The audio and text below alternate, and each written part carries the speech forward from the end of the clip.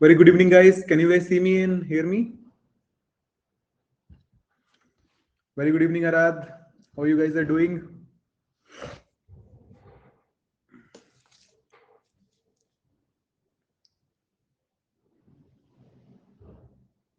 Doing great. Wow. Very nice. Very nice. What about others? Ankit, Suraj, Hariharan. Yeah, it was good day. So yes, actually doing nice work in PayPal. And actually now the US holidays are also starting. So there should be less work now. But let's hope how the things goes. And yeah, the FIFA World Cup has also started. So I hope some of you guys are interested in the football matches as well. Very good evening, Ankit. Yes, I'm doing good. I do not have any particular team, but like Portugal or Ronaldo, I personally like. So we can say that the Ronaldo, the Portugal's team, which I like most. But yeah, actually, I like Argentina as well. So, but yeah, let's see how much heat we will see this time. Nice to have holiday. So I don't have any holiday, by the way, but yes, I will see. There would be less work. Oh no, no, no! I'm not tired actually. Do you know Qatar implement strict rule? I haven't read about them. I will just check them after you said it. Thank you, Ikta, and same to you as well. But yeah, I have seen like Qatar has spent a lot of money while organizing and like calling the FIFA matches to happen here. So I've seen that they have spent a lot of monies. Yes, we can say that billions of dollars, definitely. I'm not sure from where all these things are coming, or but yeah, those are Middle East countries. They have some, they have some hidden treasure with them, which is oil. So yeah, they are very rich countries. Okay, so that's all from the FIFA. I hope everyone will be enjoying the matches this time. And so, what about our last class, guys, which happened on, I think, on Saturday, where we have discussed about the stack. I hope you guys have practiced some of the problems. It has highest capita per income in the world. See, those comparison are very relatively, you know, those comparison are very relative. I mean, the relativity concept. Everything changes with the perspective. So that's what those. So people will like argument there. They are very less people. That's why their highest capita per income. Those things are happen. But yeah, that's what we know at the end, that Qatar is spending a lot of money to have these matches. So yeah. Okay, so let's come back to today's topic, guys. I know some match are still going on, but yeah, let's come back to our topic today, and let's so guys, today's topic is going to be queue.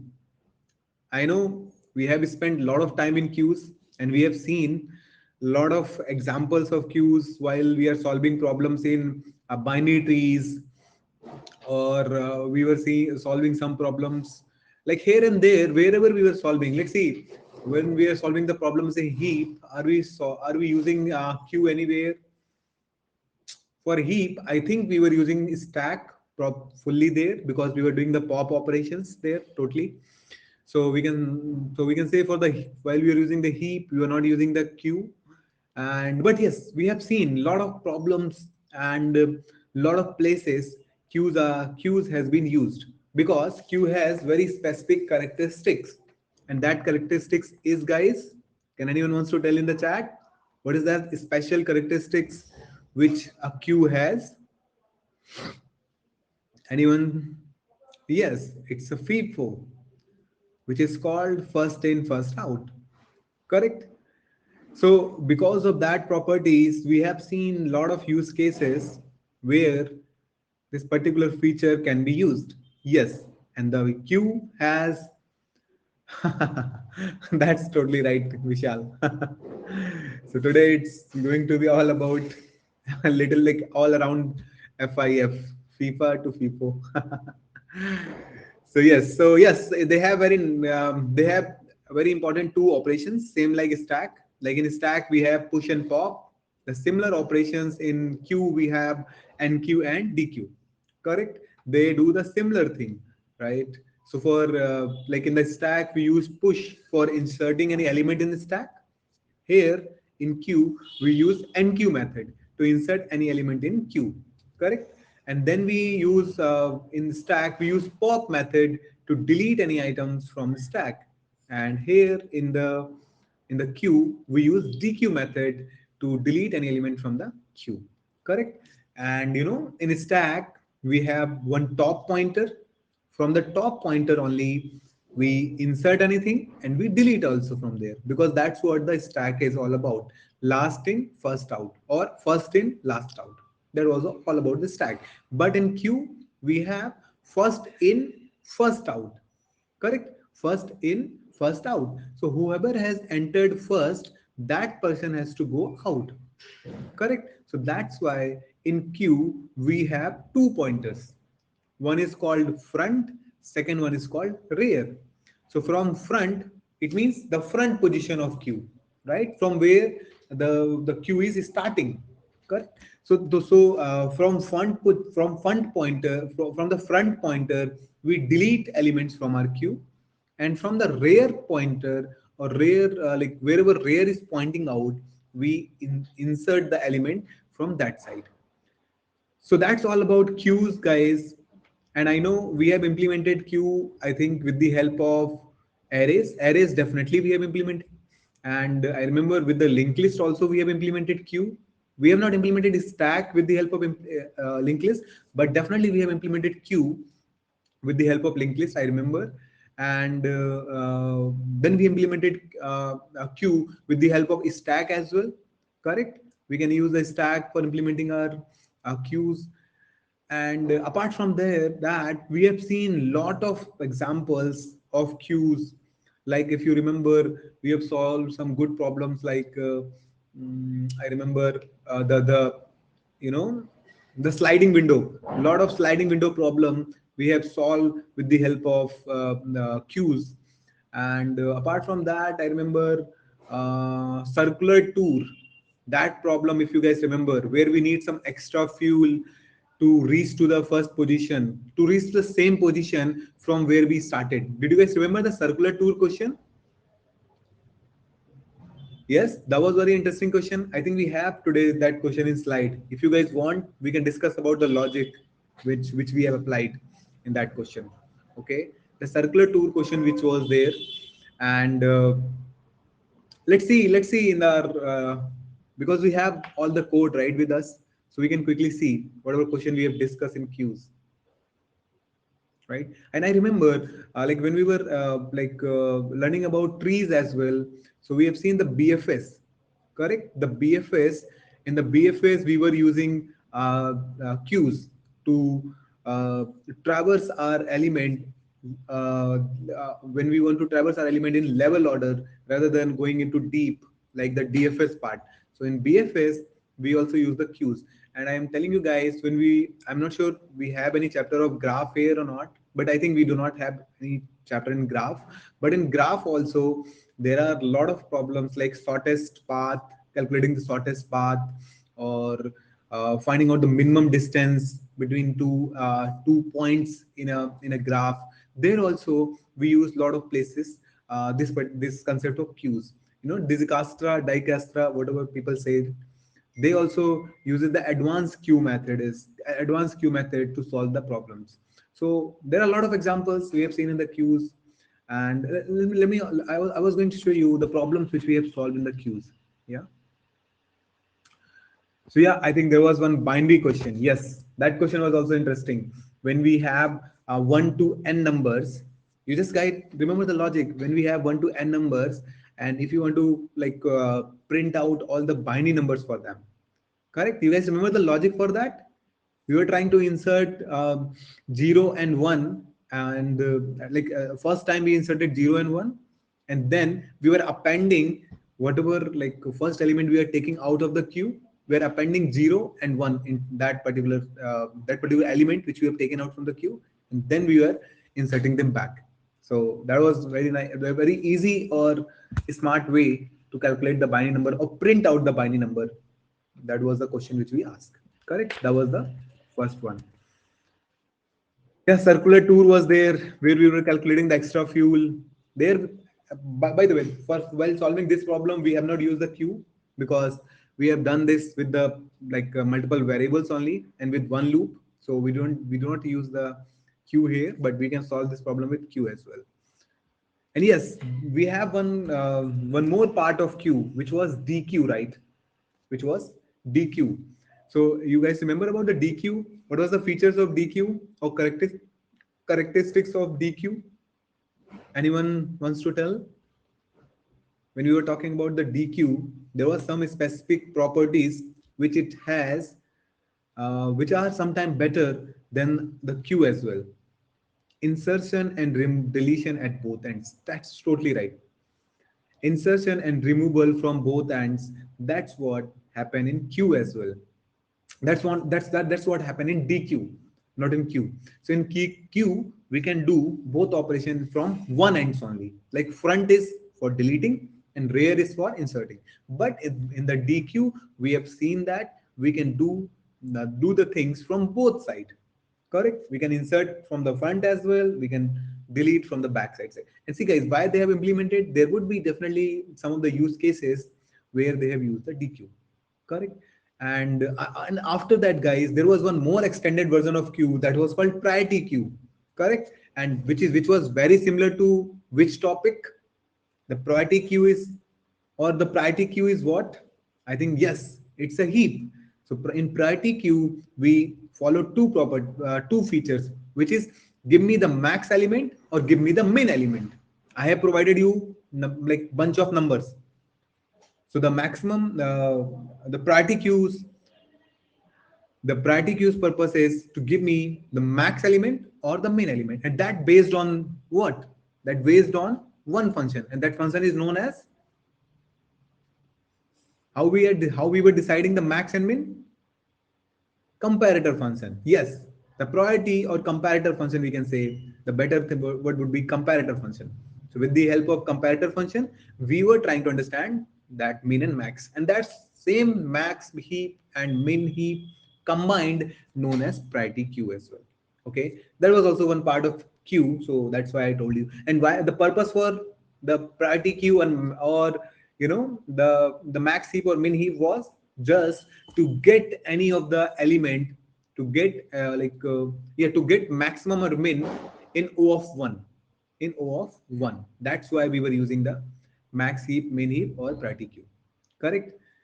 So yeah, I think that was all about the guys Q and DQ. Then we have a lot of, I think these all are, I think, sliding window problem might be correct. Max sub array, I think that was also sliding window. So we have already talked about the sliding window pattern. So in the same pattern we have used it. Yeah, and then there was queue using stack or stack using queue. That was also, yeah, that one today we will discuss, Vishal. So that those are the today's problem which we are going to discuss it. Okay. You have seen ice cream, huh? The foodie person, huh? Totally, stuck your eyes there.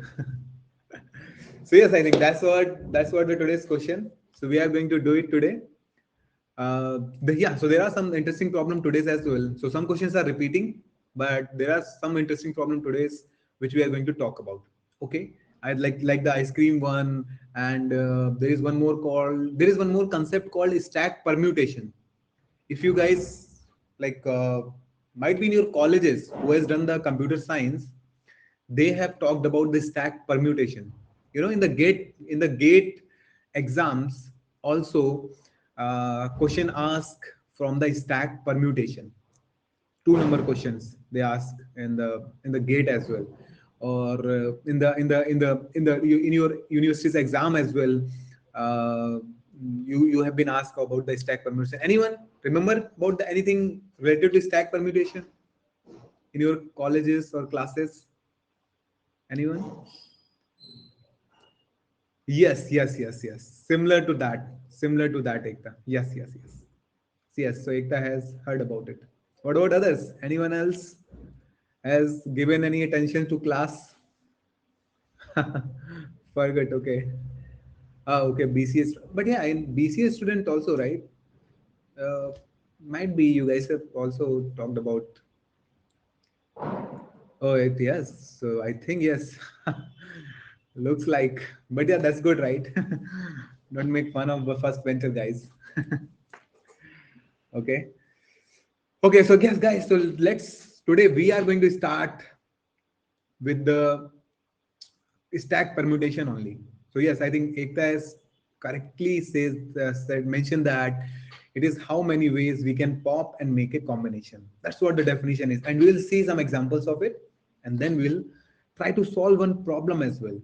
Correct. So let's try to look into the first problem of today, guys. Okay. You guys are able to see my screen, right? You guys are able to see my screen? Yeah. Okay.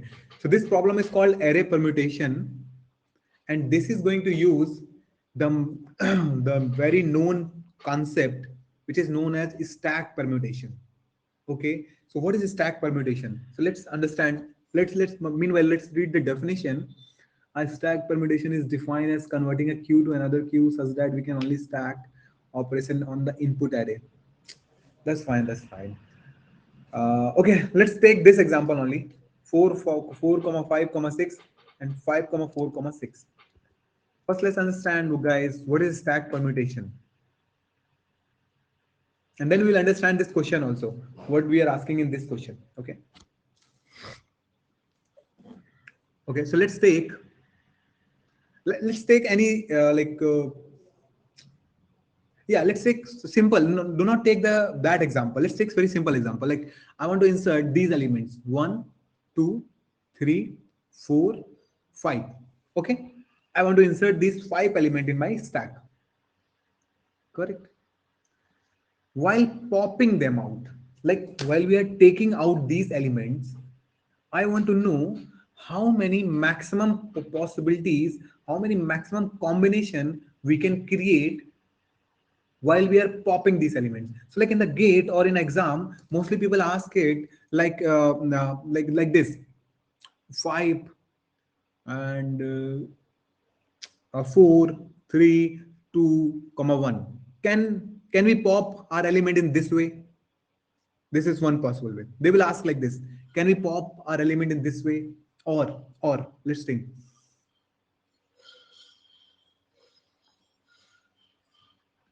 Can we pop our element in this way? Like 4 I want first, and then I want first 5. Let's think about some other ways.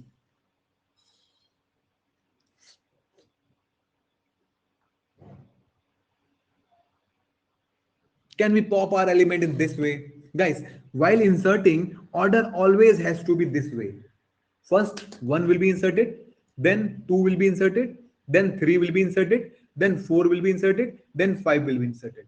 So you now need to tell us what are the possible combinations which we can get while popping this element out. So Joseph says, yes, sir, in GATE, it's important question. Yes, in GATE, yes, I know that. Like it's a 2 number questions. Mostly I have seen it. Okay, guys. So see, guys, have you understood what I'm trying to say here? They will give you one in like some elements in an order, and they will tell you that you have to insert this element into the stack. And now there are some options they will give you, and they will ask, can we pop our element into stack somehow so we can get this result back? We can get this result back. And this whole concept is called stack permutation only, guys. Okay. So see, let me tell you how so let's first check, is this one possible, is this one possible, is this one possible or not? Okay, let's check it. So see, guys, first what we'll check, which element we want for, out first. 5. Correct? In the pop, while popping it out, we want 5 first. So what's how should we insert these element in our stack? Should we insert all elements, or should we stop somewhere in the middle? Like, should we stop at third and then check it, or should we insert everything and then start popping them?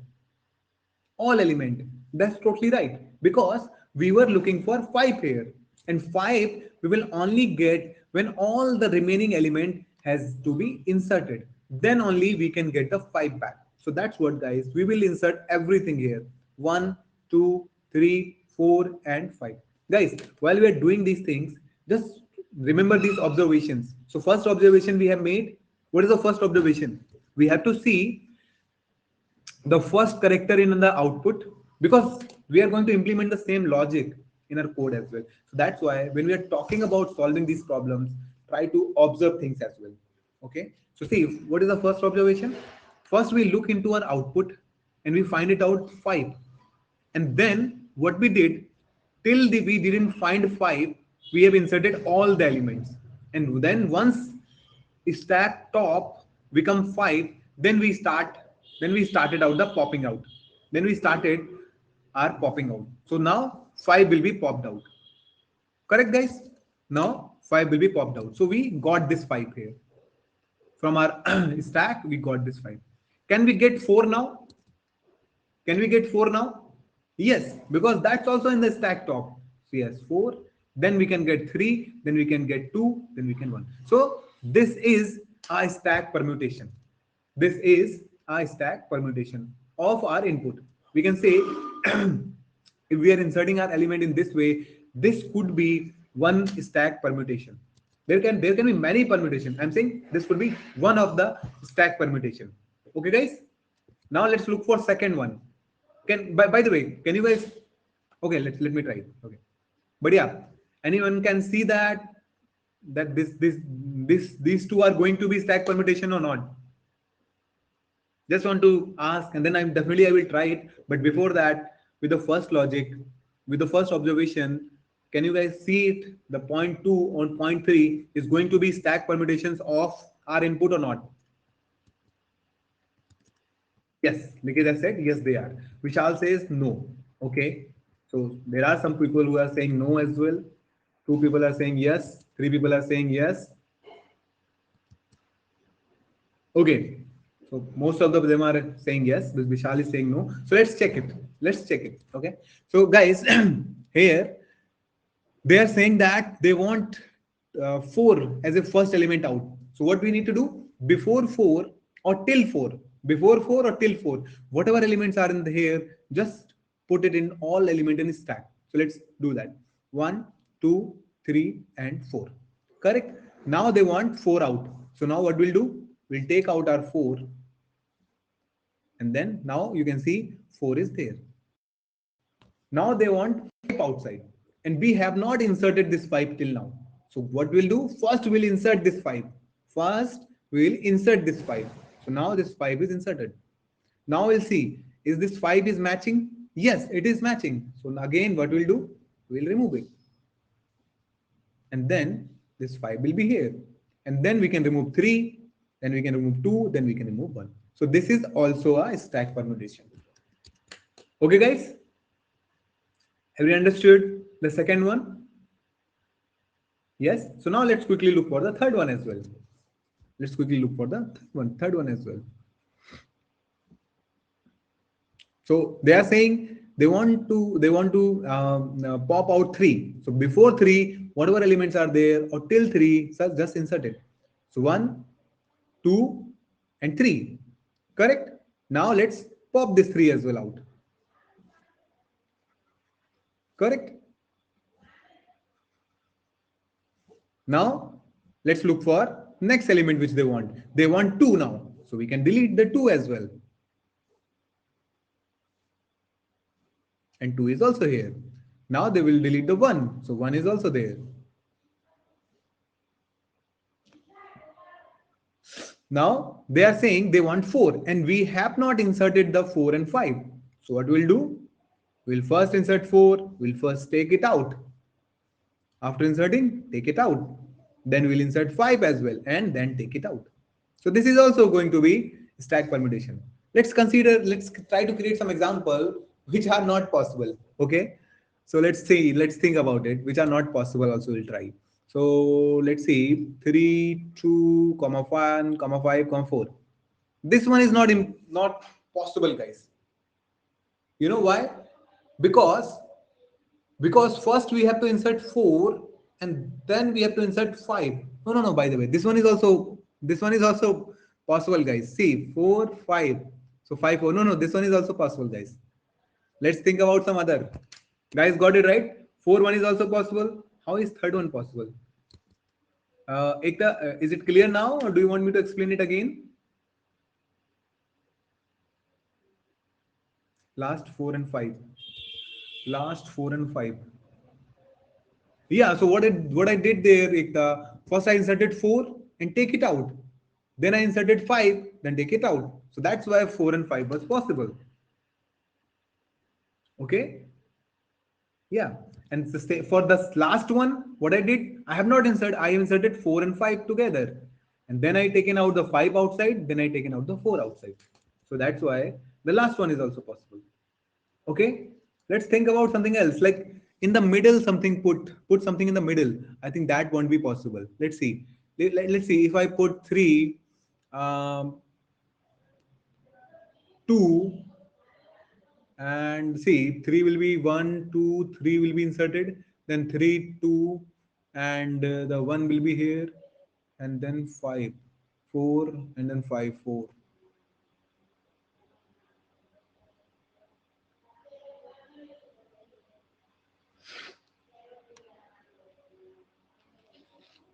I'm just thinking, guys, how to create some wrong thing here. So I think you guys have given some example, right? Yeah, 2 1 5 3 4. Why not use your examples? 2 1 5 3 4. Let's quickly do that for also. 2 1 5 3 4. Okay, let's see this one also.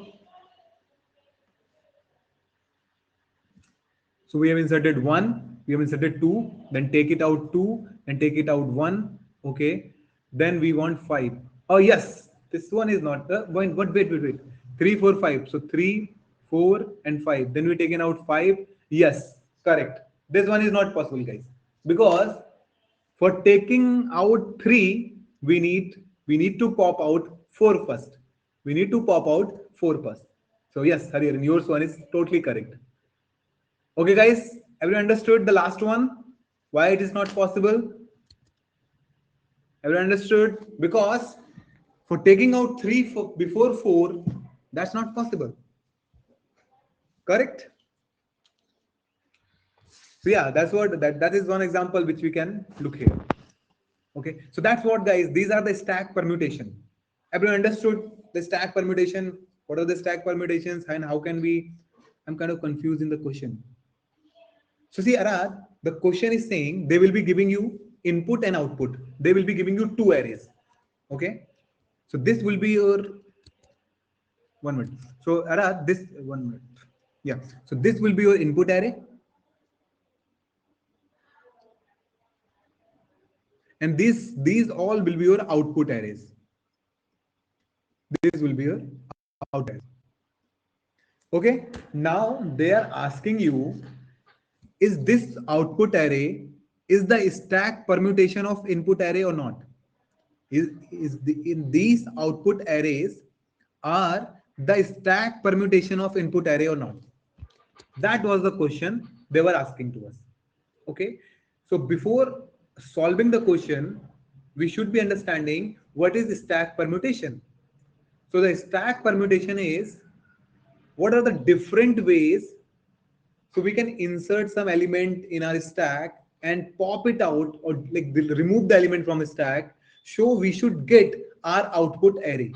So we should get our output array. So they have given us input array 1 2 3 4 5.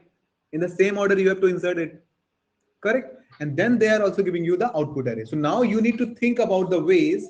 So you can insert these element and somehow when you insert them and delete element from the stack, so you should get your final output array while popping the element out from the stack. So that's what the question is here, is Arad. So these are the stack permutations, which with one stack, with the, if you insert the element in this order, we can get back all these combinations here. We can get back all these combinations. That's what they want to tell. That's what they want to tell you here. Each and every input should be inserted in the order as they are given in input. Yes, they have to be inserted in the same order.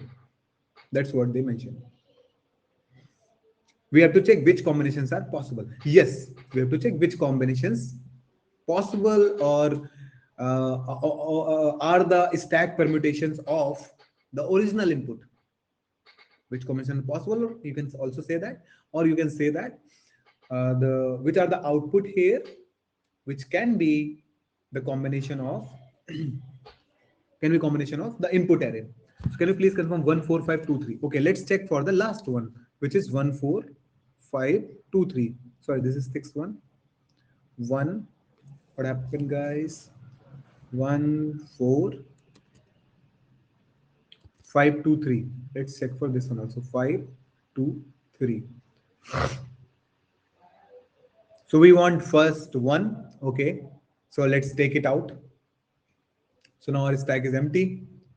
One is totally done. We have just inserted, then popped it out.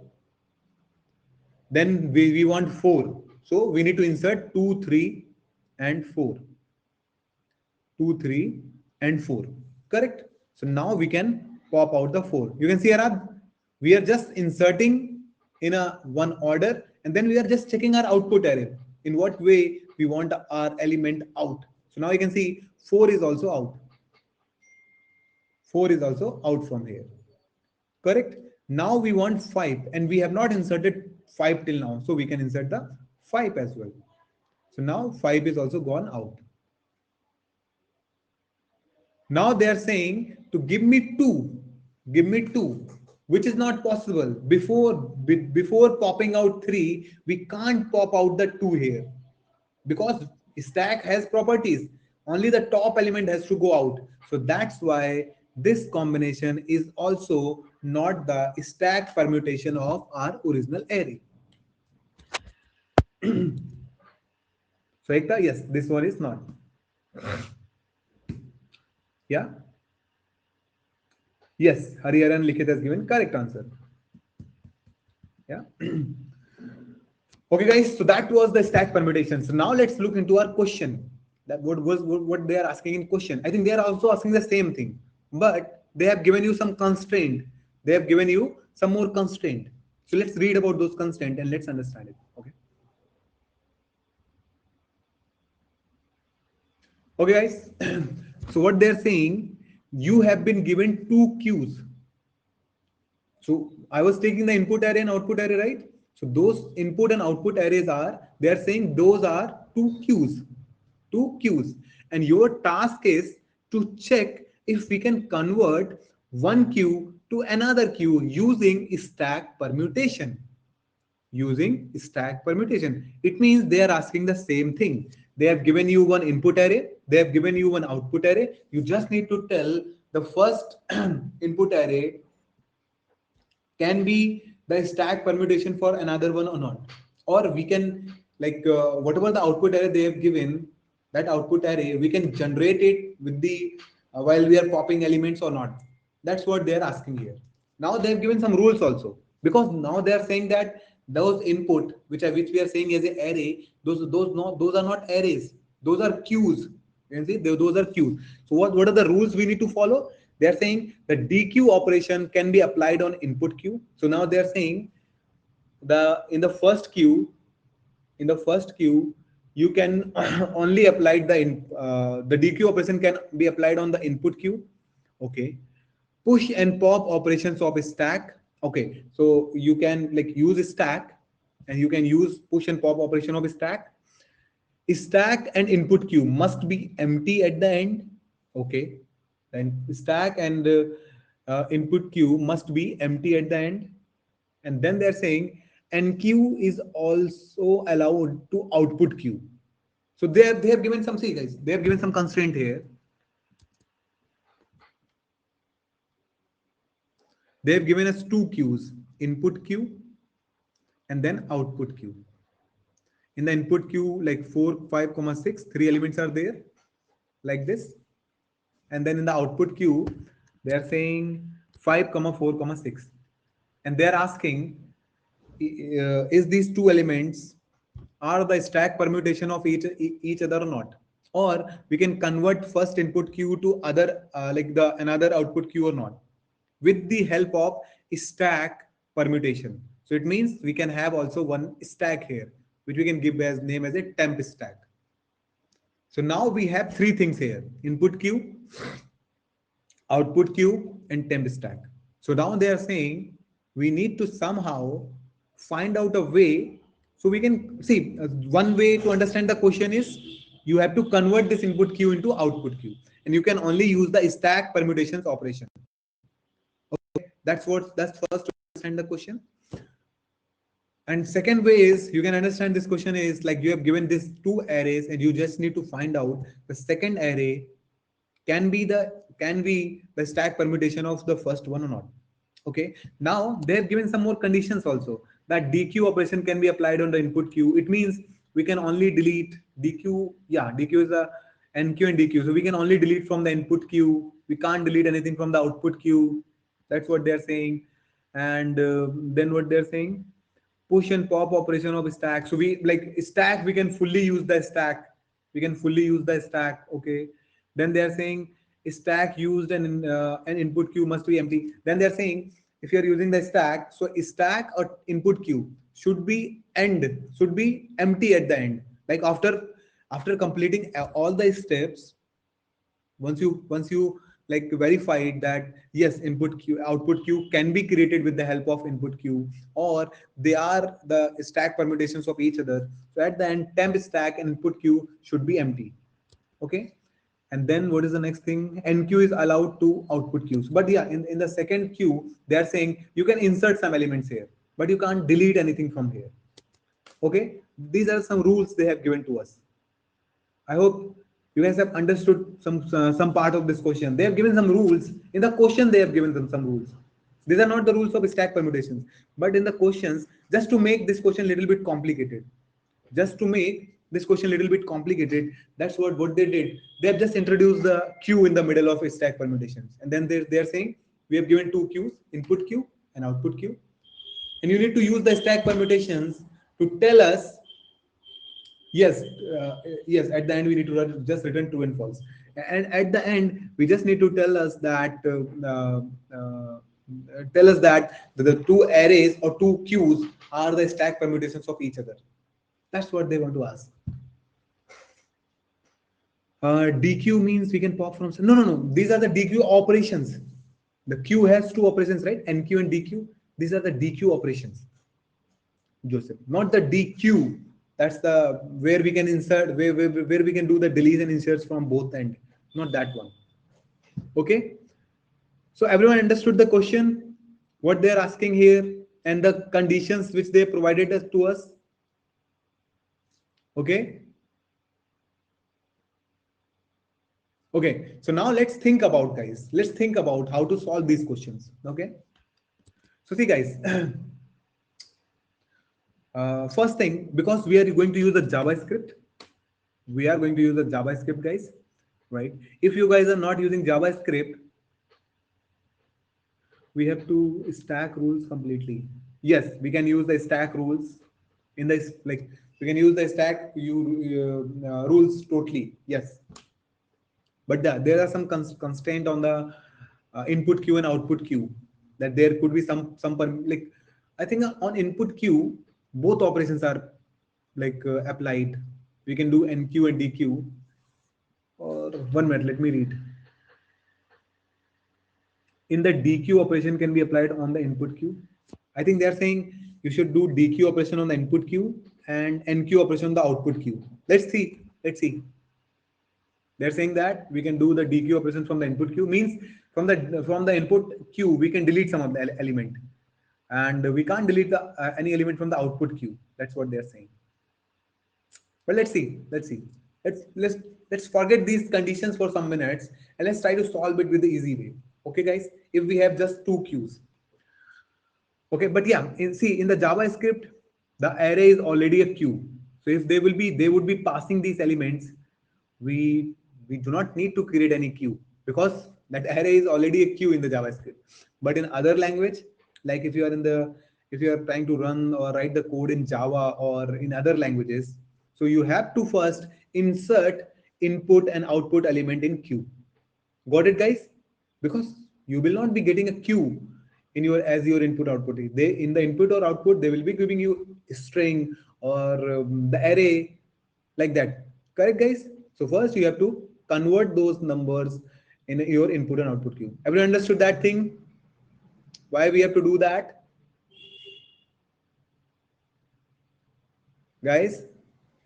Because they are saying that this input and the output should be a queue. So let me show you what I did in the JavaScript. Also, I created the same thing.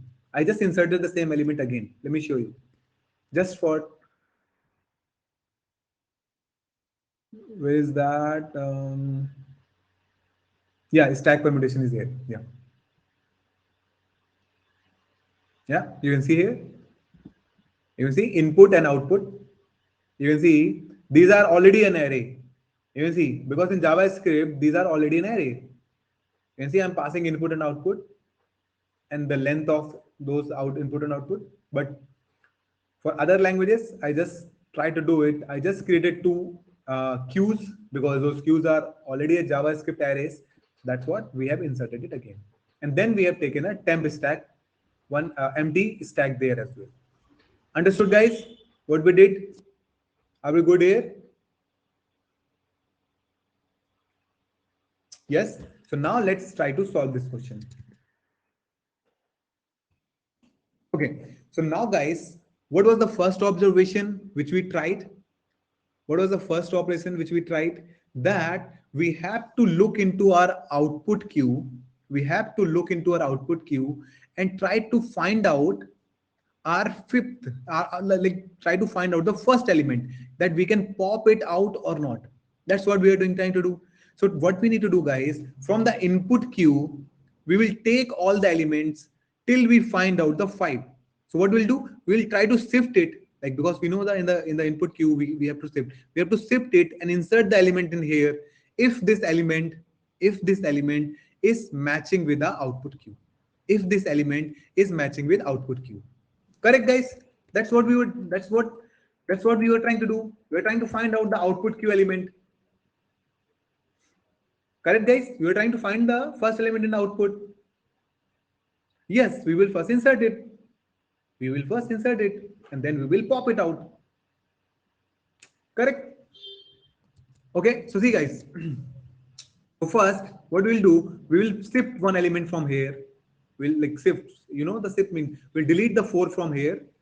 The first element, we'll delete the 4 from here. We'll take it in one variable like temp. Temp is a variable. And now, first we'll compare it.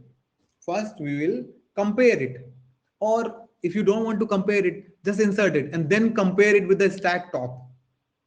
Then compare it with the stack top. If like whatever way you want. Like, yeah, I think do not do that. Just first insert this element here. So 4 has been inserted here. Okay. We have taken it out, that element from here and inserted it here. Now we are going to compare it. After insertion, we are going to compare it. That the stack top, this is stack top, is the stack top is matching with the output 0? Is it matching with the output 0? No, it's not. It's not matching with that. So what we are going to do, guys, now we are going to insert the next element from here. We are going to insert the next element from here. Okay, so let's insert it here. Let's insert the 5 as well. And let's delete it. Correct. Now we can see that, guys, 5 is matching. Correct, guys? This is matching. Correct? This is matching, right? So we can now pop this element out. Now we can pop this element out. Now what we'll do, guys, Now what we'll do, guys, we'll pop this element out here. And while popping it out, see guys, what we can do here, we can also delete it from the output queue as well. We can also delete it from the output queue as well. Okay, we can delete it from the output queue as well. Now what we need to do after deleting it from the output queue, see, we will delete it from the stack top and as well as from the output queue. So now once both are deleted, now we can compare our stack top with the next output queue element. Is it matching? Yes, it is matching. So now what we'll do, we'll again delete it. We will again delete it. Now our stack is empty. There is nothing to compare. There is nothing to compare. So what we need to do next, guys, we need to insert this element also from the input queue. And this element will be inserted here. And again, we will compare it and again we'll delete it. And at the end, we can check that, at the end, we can simply check that if our stack is empty at the end and there is nothing in the output queue, there is nothing in the output queue, we can say that we can return the true from here. Correct? Only Q is allowed to, NQ is allowed for output. Yeah, that I will come into that. I will come into that. That's the one way to solve this problem. Correct, guys? If we do not have any restrictions there. If we do not have any restrictions there. Correct? So that's what, let me show you the code also for that. Yeah. So you can see, guys, the code which is written for that here. I'm just checking input.length is not equal to 0. I'm shifting my element and then I'm comparing it. I'm directly comparing it, guys. I am directly comparing that element with the output 0. If that element is not matching with output 0, I'm simply pushing into the temp stack. And if that element is matching, then I'm first simply deleting the element from the output array. Deleting the element from the output array. And then again, I'm checking if the temp stack has any of the element, then I'm checking with the temp stack top as well, if it is matching with the output 0. And if yes, delete it from both sides, temp stack as well as output set. Else, if it's not matching, then break this while loop and then go out and look for the next element. That's what we are doing here. Correct? If we do not have any constraint here. So now let's look with the, but yeah, before that, did you guys understood this part, how we are doing the coding here without constraint, if we do not have any constraint? Anyone has any doubt here? Okay, sure. Let me show the code. We are just shifting it out element from the input. Then we are comparing that element with our output array, output element or output top element, we can say. And then we are just simply, if the element is matching, removing it from the output array. Again, checking if something before that element, if something has been pushed in the temp stack. And if not, we'll just break it. And if there is something which is matching with the temp stack as well, then we need to delete it from the both sides. Then we will delete it from both sides. Are we good here? From line number 36. Yeah, so this is the condition, Arad, when, see, when you have like 4,3 here, right? And yeah, it's like, let's consider this example, 3, 4, 5. It was your input and you have here 5 at the end, correct? So now you can see you have inserted your 3 and 4. I think it was written like that. Okay, you have inserted your element 3 and 4 here, correct? Now you can say your input element 5 is matching with the output element. Your input element 5 is matching with your output element. So what you're doing, first you are deleting output element from here. Output element from here. Now, whatever the remaining elements are there, you want to check these elements as well with the output queue as well. Like this thing, 5, 4, 3. So now you have deleted the 5 You have deleted the 5 from both places because they are matching. Now you also want to check for 4 comma 3, which has been inserted in stack. So that's why you have written this code here from line number 26. First, you can see the 5 has been matched. You have deleted that from the output array. And then you are checking if there is any element in the temp stack after deleting 5. So yes, if there is, then check that stack top element is matching with output 0 or not. If not, then do the pop and shift. Understood, Arad?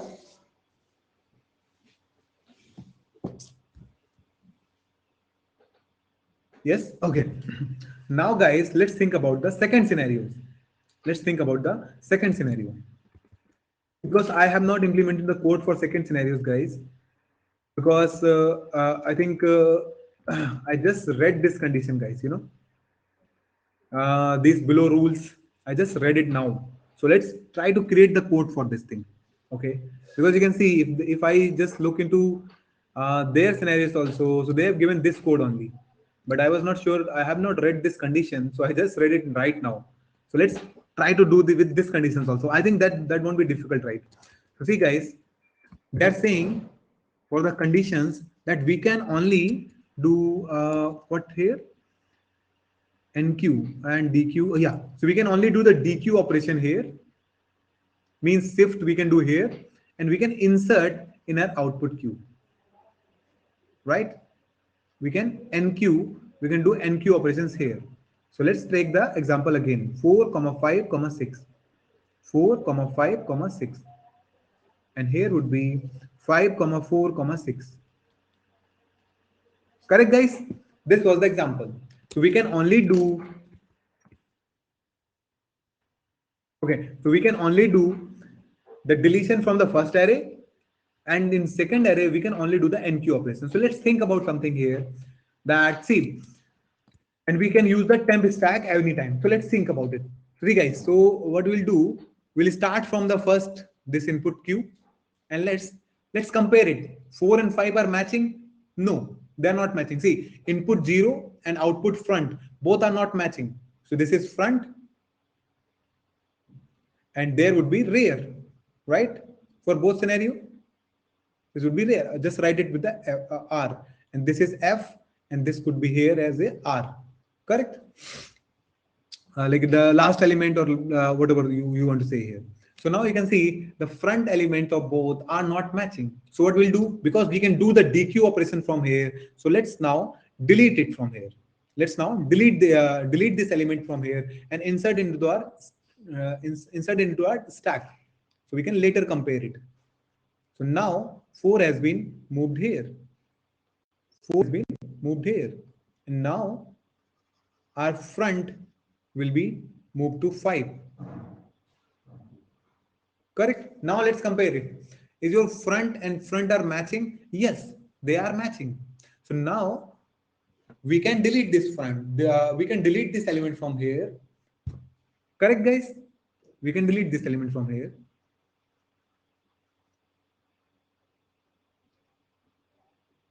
And now our front will be moved to this place.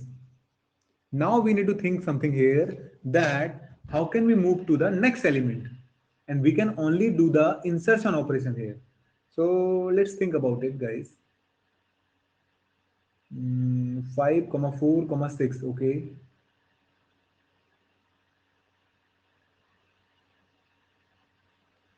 so if I insert it back here, if I insert it back here, comma 4 comma 5 here, like whatever element I have deleted it out, if I insert it back, will that help here? No, right? That won't help here. Let's think about this, guys. See, I need to find out the 4 here. So how can we move to 4 without deleting a 5? That was the question here.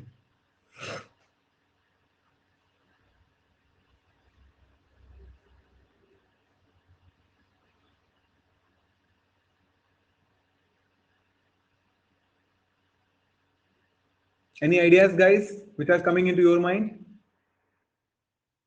Another loop. use another loop. Ekta is suggesting, will it help? Another loop. See, we have the top stack element there, and then we need to compare it with the second element here in the queue. And in the queue top, we have 5 right now, which we can't delete. That's the condition here. And we have the enqueue operation there. There would be some like advantages which enqueue operation has to do. That's what I'm thinking right now. But what is those advantages which enqueue operation is going to give us? That's what I'm thinking right now. Correct, guys? See, they are saying, so index-based access.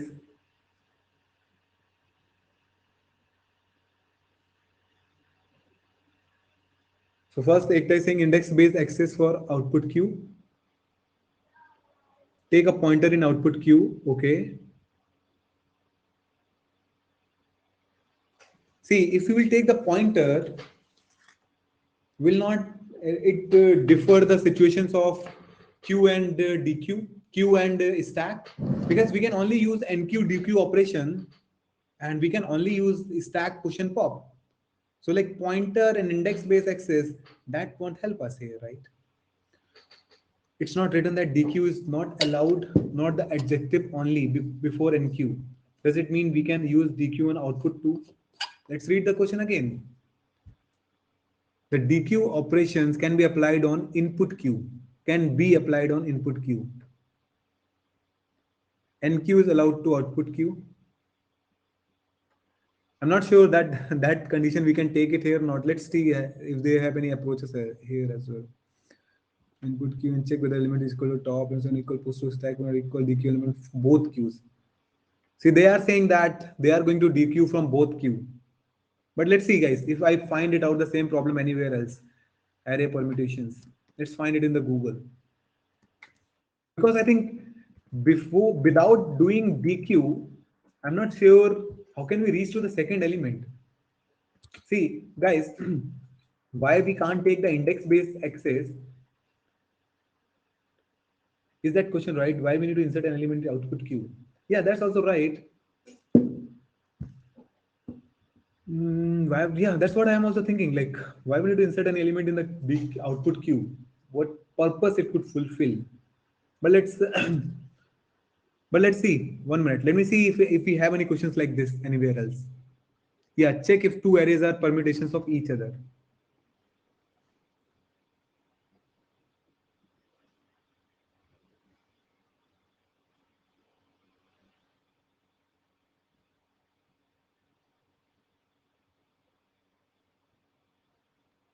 So they are using hash mapping for that.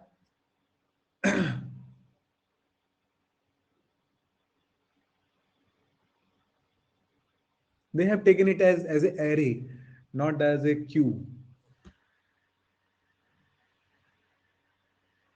I think I need to write it like stack permutation. One question we have in the lead code as well. Let's see, guys, quickly this one as well. Yeah, here we can see only dq from the input queue. Input queue, which is done by transferring element from the input queue to output queue. Yeah, this I think question. With the stack and built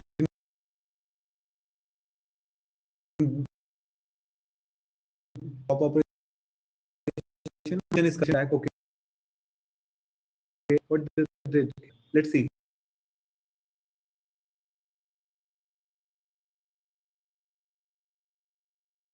One three from the input code. So 2 would be inserted here. Then pop 1 from stack to output. Okay. 3 comma 2. Push 3 from input to stack.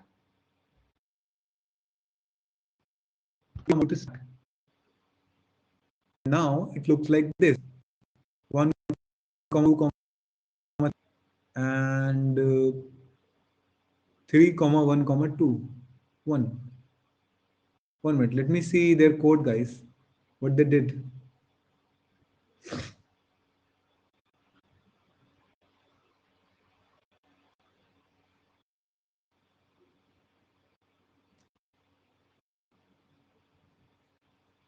Wait. If we follow the same here,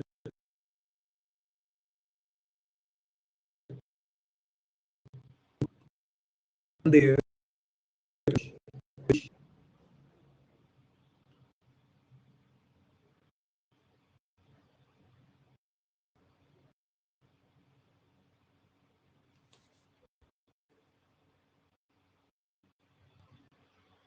see there JavaScript question solution is also there. See, they are shifting it out from the output. What does it mean?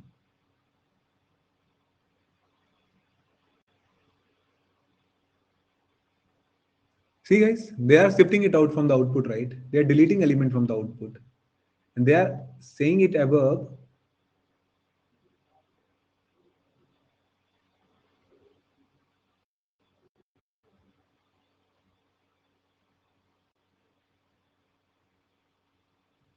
Mm-hmm.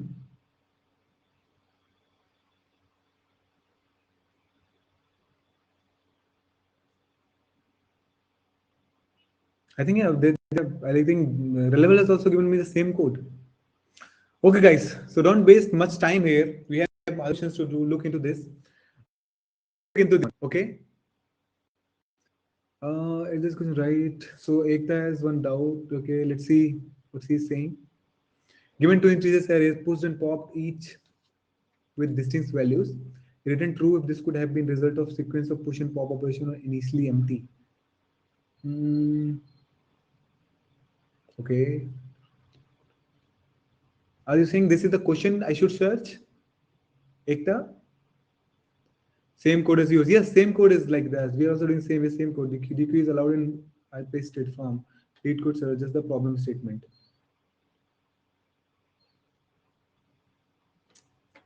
Same question, right? Yeah, but see, they are doing the DQ, but DQ is not allowed. So I think I have to read this thing and I see one when I was reading question, I didn't read these rules properly. That's why actually I thought that would work.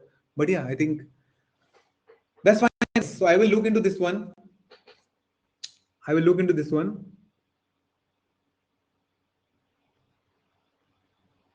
You guys are facing voice getting stuck. Let me refresh it, guys. No problem. Let me refresh it.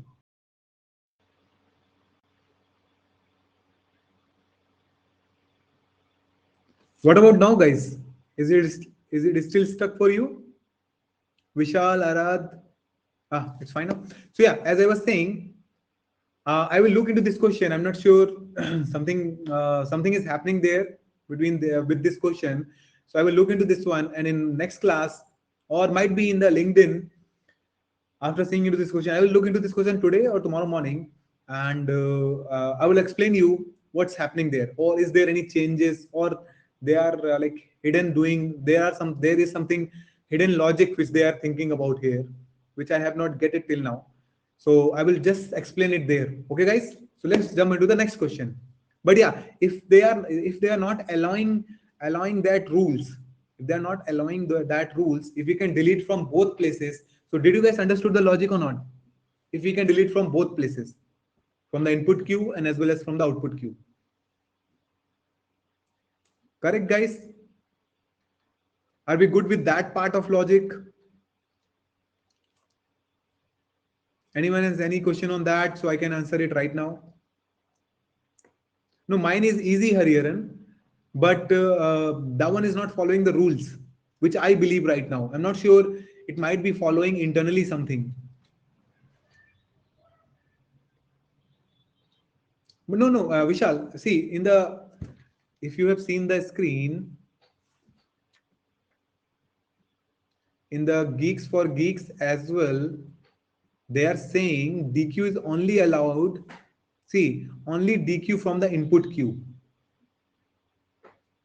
So I think they are clearly saying it that you can only do the DQ from the input queue, not from the output queue. So I will read that, or I will also read the discuss section of it. If they have anything there, there any clue, which they are telling it why they are doing the shift from here there, and it's also still allowing, still following those conditions.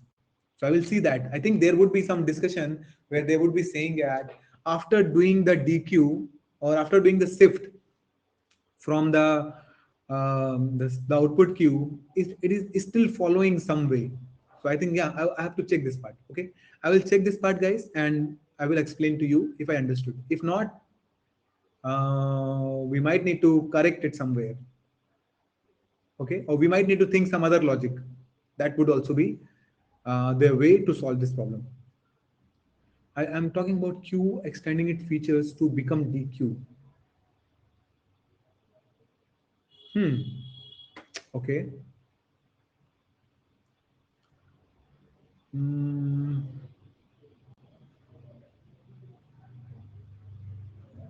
no, it doesn't look like that. But yeah, let's see if that's what they are thinking. They might be thinking about the DQ there, not about the Q. Okay. Sure, guys. So let's move ahead, and let's jump into the next question. And I will look into this one. I will first reply definitely tomorrow morning only, or today night, like after our class. I will look definitely into this one and definitely reply something to you guys in the LinkedIn. Okay. So can we move into the next question now, guys? Why do we stuck with this question? Let's move into the next question. We have some interesting questions ahead as well. Okay, let's move into this one. Okay, the ice cream purchase question has come to us. Okay, so now, guys, what this question is saying, let's read it. Given a queue of n persons in form of an array, each element in this array denotes the currency of a note that a person has. So you can see in the input 5, 5, 10, 20. So these are the currencies which like there are 4 persons. You see, this is the queue of 4 persons, and these all 4 persons has this much currency. So first person has 5 rupees currency. I'm just considering them as rupees. Yeah, they have mentioned also rupees. So 5 rupees currency. Second person also has a 5 rupees currency. Third person also has a 10 rupees currency. And fourth person has a 20 rupees currencies. Okay. Now these all persons are going to purchase an ice cream. Okay. From some ice cream seller. So now which cost 5 rupees. So all the ice cream is costing 5 rupees. Okay, and they're also saying you can only have these three currencies: 5, 10, or 20. Like whatever how many persons are going to purchase a ice cream, they're all going to have these three currencies only: 5 rupees, 10 rupees, 20 rupees. There is nothing else, not like 1 rupees, 2 rupees, not like that. They are only going to have 5 rupees, 10 rupees, 20 rupees. Okay. And every ice cream is going to cost 5 rupees. Every ice cream is going to cost 5 rupees, which cost rate rupees 5. You can see this person are waiting to purchase an ice cream from X, which cost rupees 5 rupees. Initially, X has zero amount. Initially, X has zero amount. It means the person who is selling an ice cream, that person has zero amount. So now your task is whether X can provide change to each person or not. So now the question is, now there are three. I want to know location of this shop. It's also related to stack permutation, it seems. Uh, let not related. Let's see. Let's see, sir. So yes. So what's happening? So yeah, what's happening in this question? So there is one ice cream seller. So who is giving all the ice creams? I'm not sure about all the ice creams or just one ice cream. You can say at a 5 rupees. Now there can be many person who can come to us, come to that ice cream seller, and he can only purchase.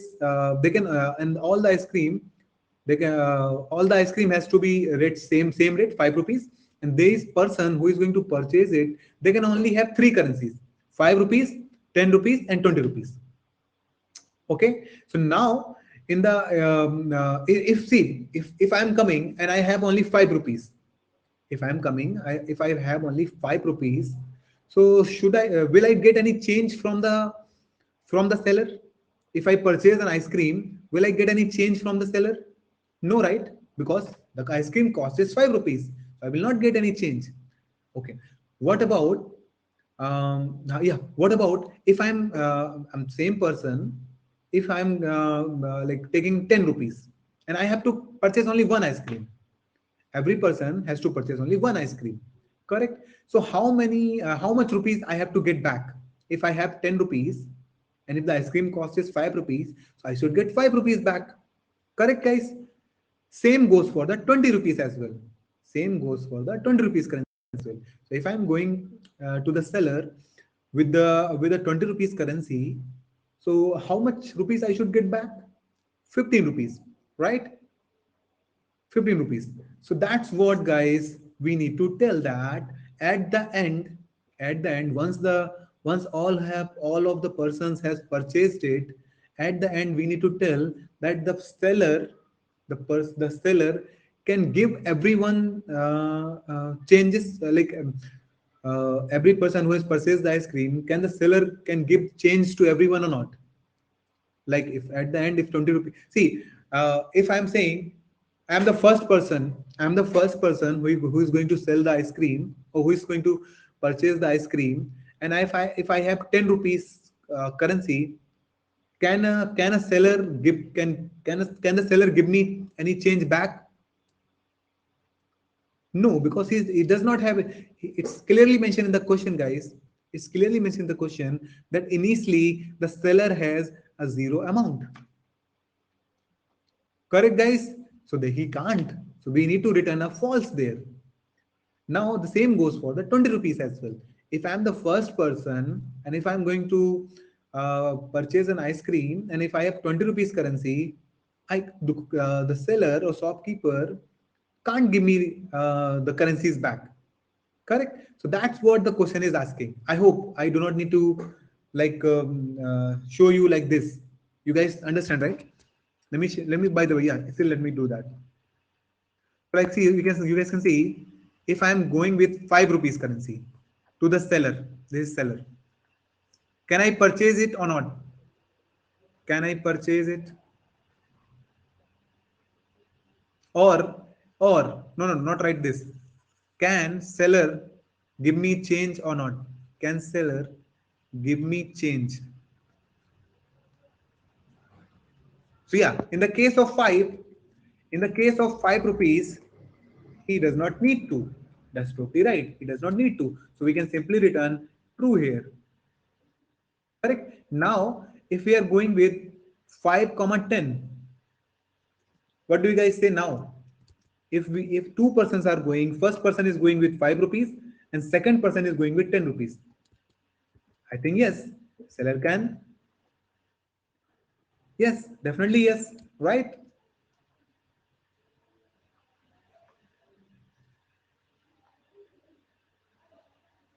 But what about now, guys? What about now, guys? No, right? Because first person can't get the change back. Yes, the first person can't get the change back. So we have to return the false from there. Correct, guys? We have to return the false from there. So that's what the false will be happening. So I think this question is very easy, guys. Very easy. You just need to track. You just see, while giving changes back, what are the two currencies you are giving every time back? What are the two currencies you are giving every time back? 5 comma 10. Are you giving 20 rupees anyone's back? No, right? Because the person can only come with 5, 10, comma 20. So you are not going to giving back anyone's 20, because you can give back 15 rupees, but not the 20, because 5 rupees has to be deducted for the ice cream. Correct? So that's what, guys, what we are going to do in this question. We are going, while we are iterating our array, we are going to count how many 5 rupees we have it and how many 10 rupees we have it. And every time whenever we are going to give any change, we are going to reduce these counters. So see, let's take the example here which is mentioned in the here 5 5 10 20. Let's take this example 5 5 10 20, and I have created two pointers here for two variables, 5 rupees count and 10 rupees count. Okay, 5 rupees count and 10 rupees count. Okay guys, so now let's start traversing our array. So when we are at this index, so 5 rupees count will be 1. Correct? You can consider these are the seller who has these currencies. So 5 rupees count will be 1. Am I right guys? Have you understood why 5 rupees count has been become to 1? Yes. Now let's traverse our array further. Now again 5 rupees count will be 2.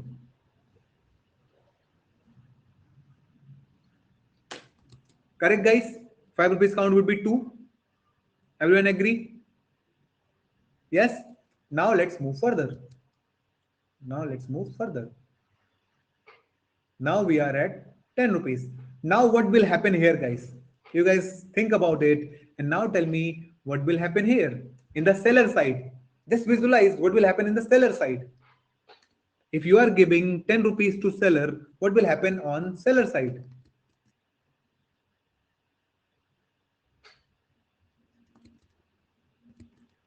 What will happen on the seller side?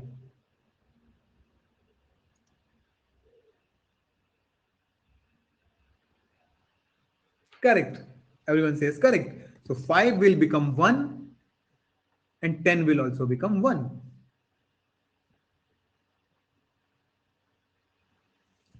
Correct? Correct? Everyone agree with that?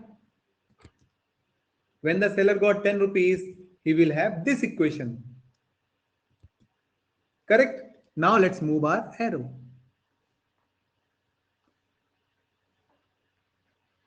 At the case of 20. At the rate of 20. So what will happen now? Both will become 0. Both will become 0.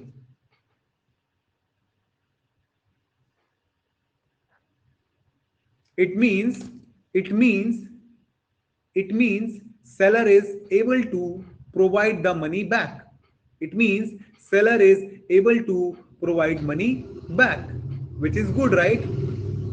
Which is good. Right, guys? So that's where you will return the true here. That's where you will return the true here. So you just need to check, guys.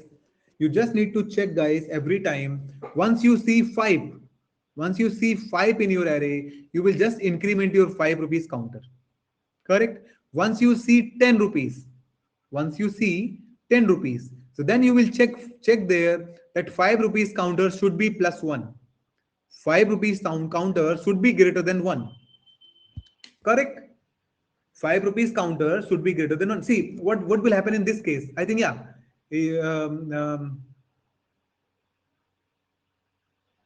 What will happen in this case? 1 minute. 5 and yeah, just think about if we have only 10. If we only have 10, what will happen on this condition? If in our array, if we have only 10, so we need to check. When we have only 10, we need to check whenever we are whenever we are iterating an array, if we got 10 index, if we got 10 as a value in any of the index, so we need to check there that this particular element,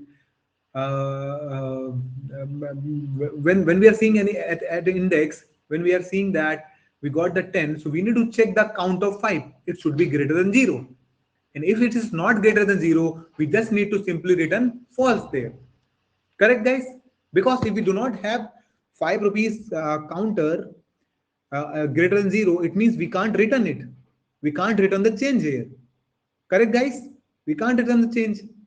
So what we'll do, we'll simply return false from here. But if we have 5 counter greater than 0, what we'll do, we will decrement it.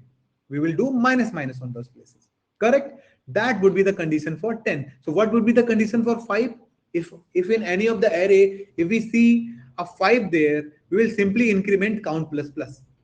Whenever we are seeing 5, that is not going to fail our case. Always it is going to make the true. If we have 105 rupees, it is not going to change the case. It is always going to true. Correct? But once we have 10, in those scenarios, you need to check the counter of 5. It should be greater than 0. And if it is greater than 0, just do minus minus there. And if it is not greater than 0, you will simply return it. Okay. Now if you guys understood this much better, so now you guys tell me what will happen, what were the conditions we need to check when we are looking for the currency of 20 rupees, and at any of the index of 20, what should be condition we should look for. Count of 10 should be greater than 0. Only count of 10.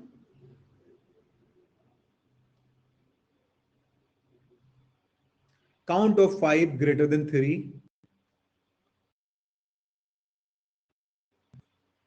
That could be OR condition. Correct, guys? That should be OR condition, right? That there could be one possibility. In how many ways we can return 15 rupees? Just think about that. If we have 20 rupees note, we need to return how many rupees? 15 rupees, correct? Correct, guys? We need to return 15 rupees. Correct? So what are the possible conditions could be there? So in one way, 10 comma 5. 10 comma 5, we can return it. Or we can return 5 3 times. Correct? Two conditions only. Yes, Ekta. I think that could be possible. Correct. Now your condition could be correct. Correct? Yes, Parag. Yours is also right. So there is only two possibilities in which we can return the money. So one is 10 comma 5 and third one is 5 comma 5 comma 5. So 10 should be greater than 0, 5 should be greater than 0. That is first condition. So guys, if the count of 10 is greater than 0 and count of 5 greater than 1, what we need to do? What we need to do? We need to do what? That is fine. We need to return true. Yes, we need to reduce them as well. Why 1 only? Why 1 only? Because we'll give them 10 rupees first and we will give the 5 also 1. So we have to reduce them, count of 10 and count of 5 by 1. What will happen in the count of 5 greater than 3? If we got a situation where count of 5 greater than 3, what will happen there? We have to reduce by 3. We have to reduce our count of fifth by 3. That's what the code is, guys. That's what this question is about. That's what we need to do here. I think this question was very easy. You guys have just thought about it and understood the logic. Reduce by 3. See, Joseph, in the case of you have to return 15 rupees, right? And you can also return it 3 notes of 5 as well. 3 notes of 5 as well. So when you will return 3 notes of 5, at that time you have to reduce your fifth counter, the counter of 5 to 3. Correct? So that's why you need to reduce it by 3. Understood, guys? Everyone understood the code and conditions, everything?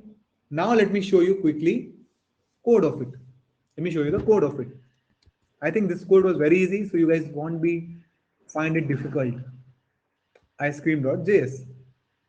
So yes, you can see, guys, I have taken 2 pointers here, count of 5, count of 10, initialize them with 0 because seller do not have anything. That's why initialize with 0. Now I am iterating over my input array. I'm iterating over my whatever the length is there. I'm iterating over it. I'm just checking if nodes I is equal to 5. Increment it. Do not do anything. Just increment it. You can see these are the 3 conditions. Let me first see if my screen is shared. Yeah, my screen is shared. Okay. So yeah, you can see if nodes of I is equal to 5, just increment the count 5 plus plus. Do not do anything. Okay. Now let's look for if my node I is equal to 10. What will happen here, guys? I told you, if count 5 is greater than 0, if count 5 is greater than 0, reduce count 5 by minus 1 and increase count 10 plus plus. You have seen that. We will reduce the 5 to 1 and increase count 10 to 1. And if count 5 is not greater than 0, in that means we have to return 0 from here. We have to return 0 from there. And at the end, you can see I'm checking if change of a and a comma n returning greater than 0, we are returning it as a yes. If not, I'm returning it as a no. So it means if here we are returning 0, it will go into the else condition, and we will be saying that we can't give the change in this scenario. Okay, so this was the two scenarios. Now what is the last scenario? And last scenario is this one. When count 5 is greater than 0 and count 10 is greater than 0, reduce them by 1. Else if there is one more scenario when we can return 3 notes of 5. So that's what we have also checked. If count 5 is greater than or equal to 3, then reduce the count 5 by minus 3. Else return 0. So I will just give you some minute. I think this code was very easy. You guys can quickly check it. And then we can move into the next question.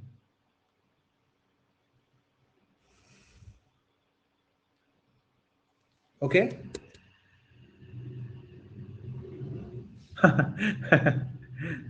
If anyone find it out, please give it to me.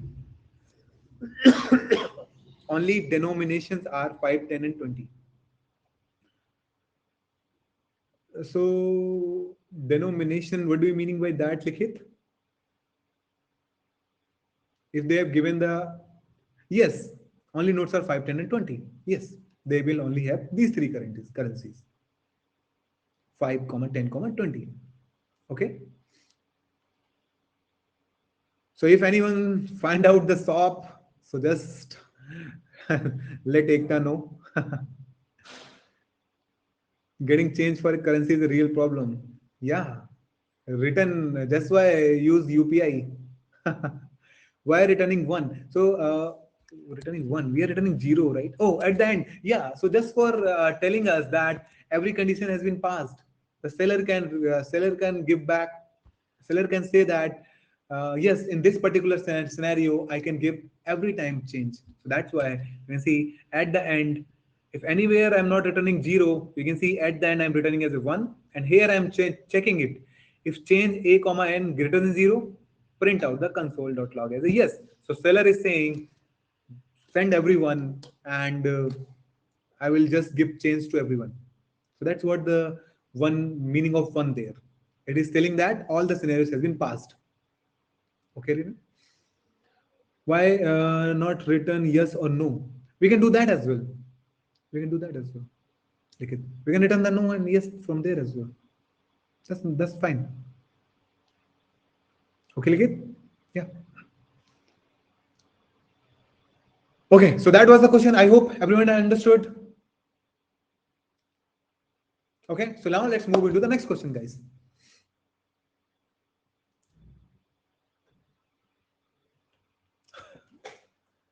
Ice cream break we need. Ah, okay. What is the time? 9:28. Okay, okay. We can go for a break then. So we all can come back at 9:43. Okay. Please, it's okay. I'm not sure. Like you guys are staying in different regions as well. So, but in the north side it's winter. So please avoid ice creams. Yeah. Okay. So guys, let's come back at 9:43.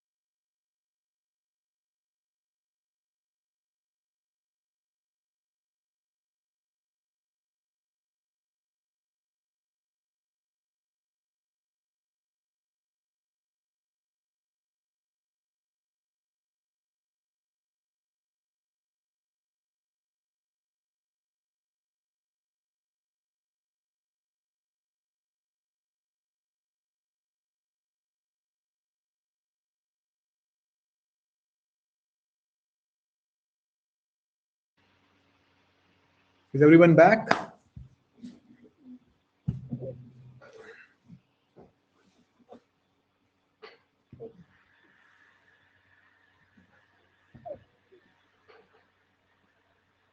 Guys, is everyone back?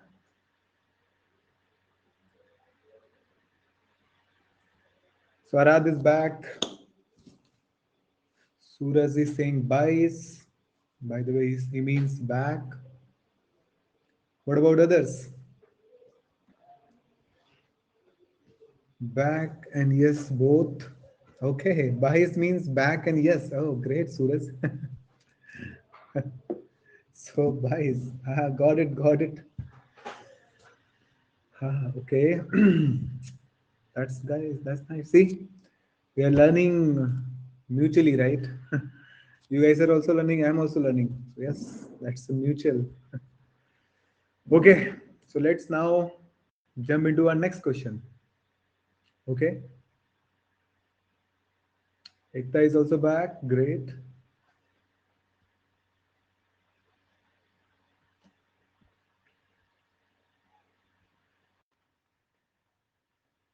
Okay, circular tool we will see at the end because we have already seen this question. We'll see it again, no problem. Let's see if there is any other question which we can put our focus. Yes, this one is good. Average of labels. Okay, so circular tour, we have already seen it, but at the end we'll see that question again to understand the logic, what was happening there. Okay, guys, is that fine, guys, or do you want to see the circular tour first, then want to go for the next questions? I think we can go for the next questions, and then we can come back onto the circular tour. Okay.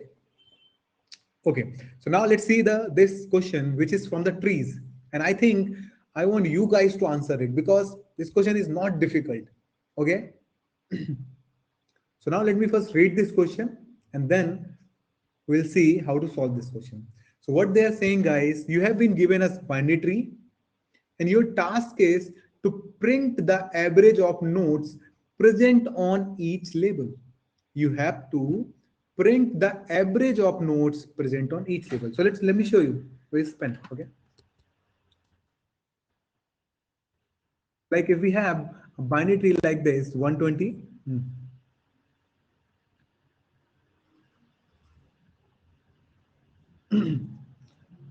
Like 120. Then we have 28. Then we have 30. Then we have 54. Then we have 26. Then we have 70. Then we have 30. Because it's a binary tree. Binary tree have only binary to have only one condition. At most two children. Correct? Max two children. It should happen. There is nothing condition like it should be max or min. Left should be max or left should be min. These are not conditions there. So at most two children. So what they are asking in the question, guys, you need to print the average at each label. So you know that this is one label. This is one label. This is another label. So you need to tell the average at each label. So at this label, because there is only one element, so 120, and total number of element is one. So the average would be 120 here. So you need to print at this label, average is 120.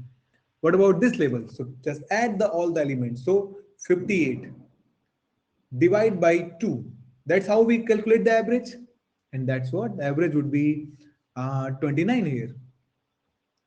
Right, guys? What about this thing? So 6, 4, 10, 5 to 7, 80. 80 plus 70 would be 150. 150 plus 30 would be 180. Right, guys? 180 and divide by total number of nodes here or total number of elements here, which would be 4. So the answer should be 45. That's what they are asking here, guys. You have to calculate average at each level. Let me show you the question again, guys.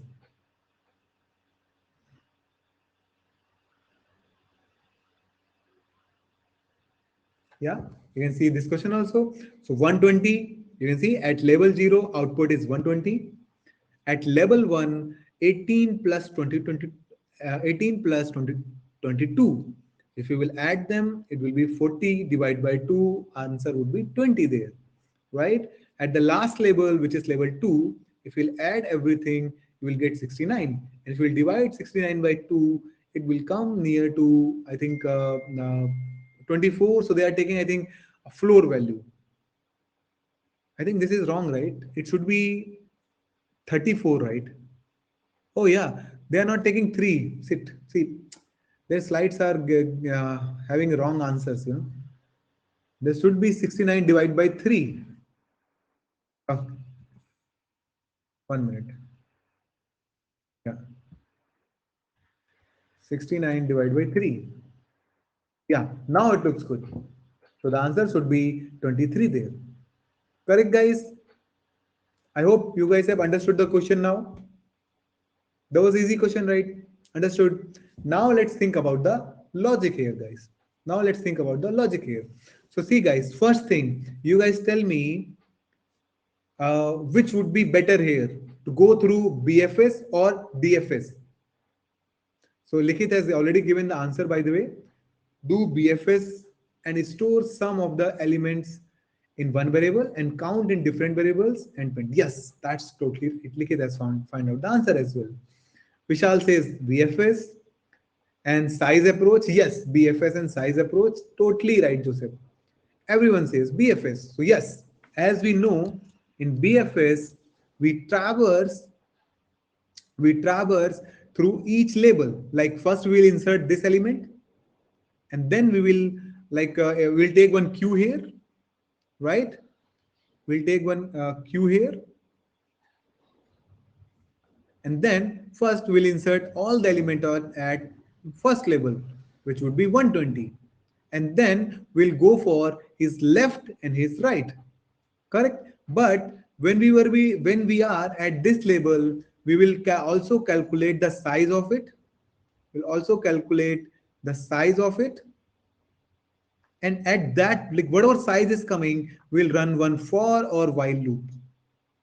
For slash while loop. Correct? So like first time, first level 1 at zeroth level, we can say that it's a zeroth level. Then at the first level, we will be having two elements, 28 comma 30. So size would be 2 here, right guys? Size would be 2 here, and we'll do the same step. Same for the second label, we would be having 4 elements, 54, 26, and then we have having 70, then we will be having 30. So what would be the size here? Size would be 4 here. And then we'll do the again, same for and while loop.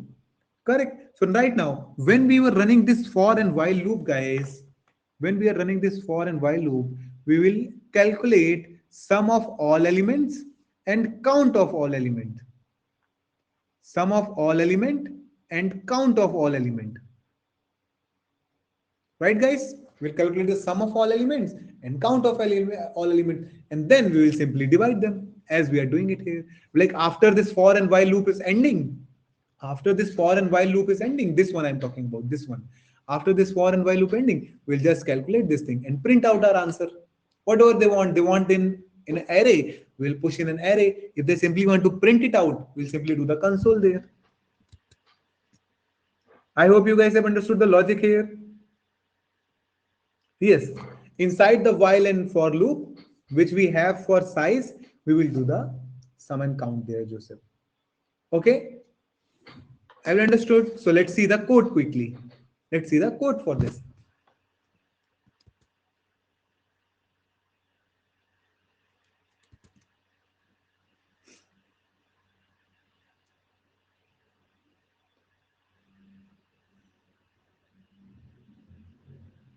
Yeah, level average.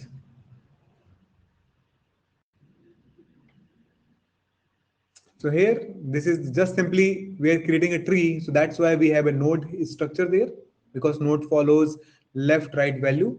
Already shown you. So this is simply node. Why we have it here? Because we are creating a node here, right? and we are inserting elements in binary tree. And I have already told you, in binary tree, we just simply insert element like this: root dot left, root dot right, root dot left dot left, root dot left dot right. That's how we are inserting the elements here. After inserting the element, we are simply passing our root to our average function, which is written here. Now we can see what is happening here. So first we have taken a empty queue here. In that queue, we are passing a root, q dot push root. Then we are simply checking the length of queue. If the queue's length is greater than 0, continuously run this loop. Okay. Then we have taken the three variables here: sum, count, and size. Sum, count, and size. Now, as I told you in the note, one note as well, once we are inside the loop, we are going to find out the size, and then we are going to run a loop for that many, whatever the value of size is, that many times. So you can see what I did. While I'm using while loop, you can use for loop as well. That's not a problem. I'm using while loop here, and I'm doing size minus minus greater than 0. It means every time, first reduce the size value and then check if it is greater than 0, then go inside it. Otherwise, not. Okay. So now what we are doing?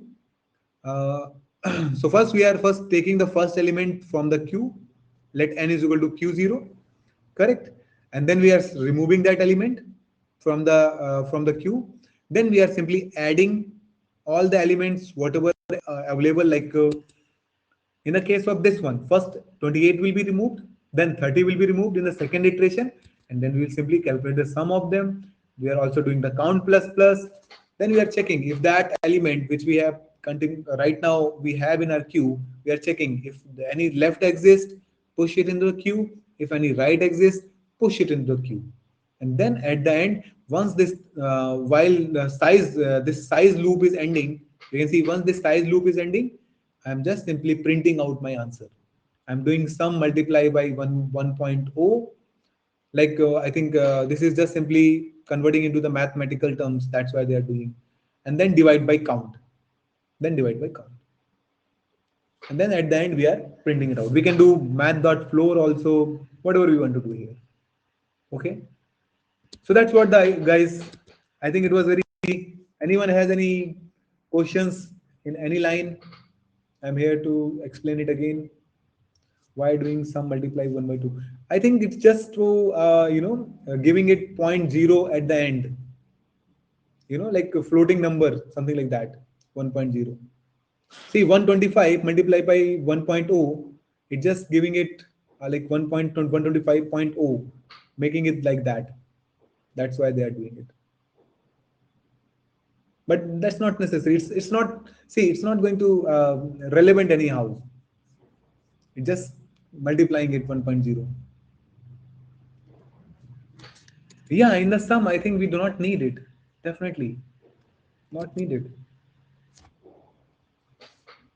We are just adding it outright. And they have also not giving it like any input there. Like if there could be any input constraint, then we can think about some else ideas. Ah, sure, sure.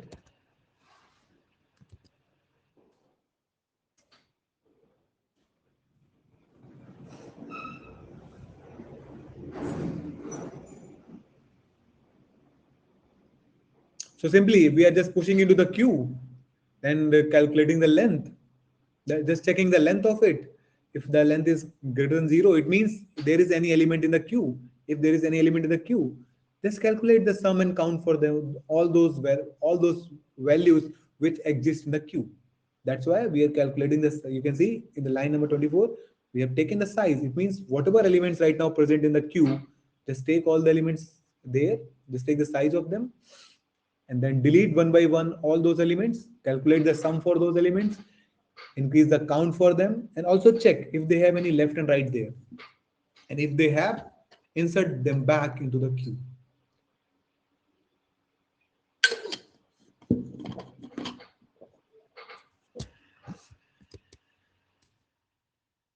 Okay, guys? Sure. Let me run it here.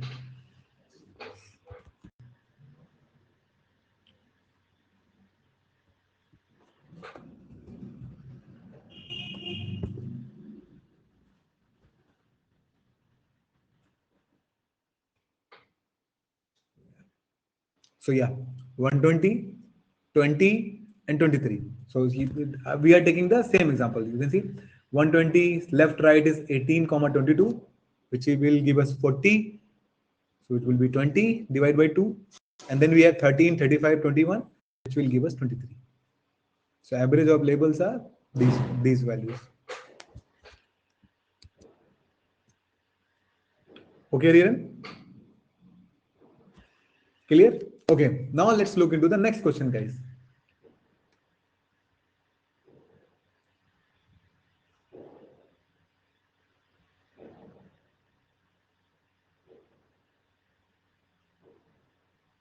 Yeah, negative integer in window.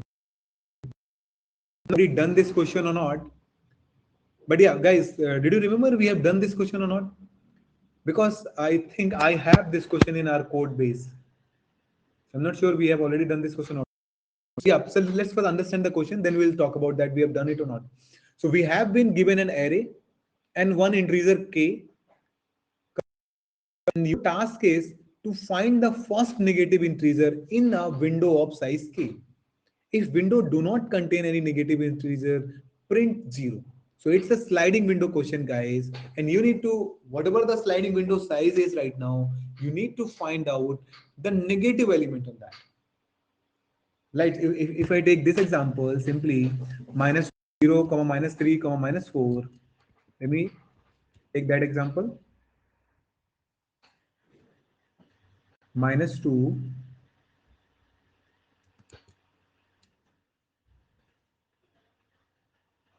0, minus 3, comma 4. And this is our array. And the value of window or k is 2, right? The value of window or sliding window, the k of k is equal to 2. So now they are saying this is our window. So in this window, what is the first integer? They are telling first integer. You can see your task is to find the first negative integer, not integer. You have to find out the first negative integer. Two things are important here: first and negative. So here you can see the first negative integer is minus 2. Okay, in this window. Now let's increase our window. Now let's first remove this window. Oh, 1 minute. Minus 2 and this is 0. Yeah, so now guys, we have this window because k is equal to 2. So now in this window, we need to again find out the first negative integer. First negative integers, yes. So 0 is not negative, so we'll ignore it. We have to just take this one, which is minus 3. Minus 3. Now our window will shift it from here to here. Correct, guys? Now again, same thing. In this window, first negative integer, which is again minus 3. So this is our answer, which we need to print at the end. Okay, guys, that's what you can see: minus 2, minus 3, minus 3. Let me now see in the chat. We have already done it or similar to sliding window. Yes, it's a similar to sliding window. Yes. I think we have not done it. Yes. We were checking maximum in window and now in this we just need to check first negative. Yes, yes, yes. I think we have done the maximum and minimum question where we need to find at one place maximum and then, yeah, I remember that range question. There was one question in the range where we need to find out the maximum and minimum. Then we need to do the subtraction of them. And that subtraction should come to equal to some range. Yes, yes, yes. I remember that question. Yes, yes, yes. Explain 2 times come minus 3. Okay, sure, Suraj. So see, Suraj, what is happening here? We need to find out, we first need to create a window. We need to slide our window. And in that window, whatever the first negative integers, we need to print it out. We need to print it out. So see, again, let me go from the starting point. Okay. Everyone can understand it again, no problem.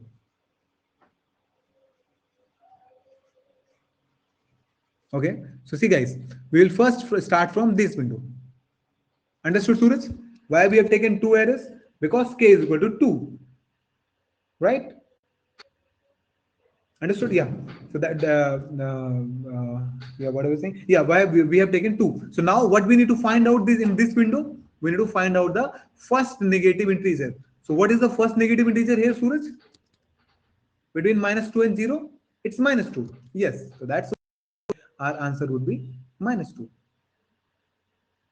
Our answer would be -2. Now we need to slide our arrows. We need to slide our arrows. Correct? We need to take the next window, which is this one. Correct? Now Suraj, tell me what is the first negative integer in this window between 0, -3? What is the first negative integer here, Suraj? First negative integer between these two elements.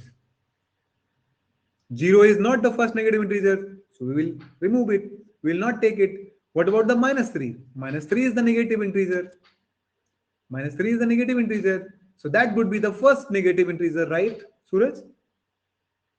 In this small window, we need to find out the first negative integers. And 0, -3, 0 is not the negative number. So we will not take that one. But -3, we will check what's the next one. So yes, it's the next.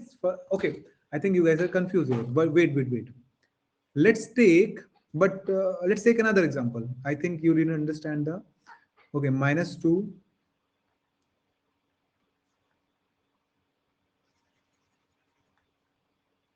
Let me see if I have any other example in the code. In the code, if we have any other example, we can take one.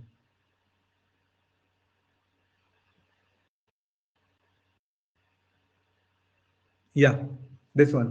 Let's take this one. 12, 1, -7. 12, 1, -7. 8, -15. 8, -15, 30. 16, -20. And here k is equal to 3. Our sliding window size is 3. This is 12. Something is happening with my marker, guys. 12. Not able to draw 2 correctly. See how much problem I'm facing with 2 only. Okay. Yeah. So 12, 1, -7, 8, -15, 6, 30, -16, -28. It's 8, guys. Okay. So now, guys, now let's take our pointer. So first window should be from here to here. So now, guys, Suraj, tell me in this window, what is the first negative integer? Where we are seeing the first negative integer?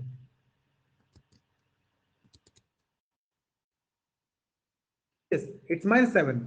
Correct? So now our output would be -7 here. The first output should be -7. Now let's look for this window. 1, -7, 8.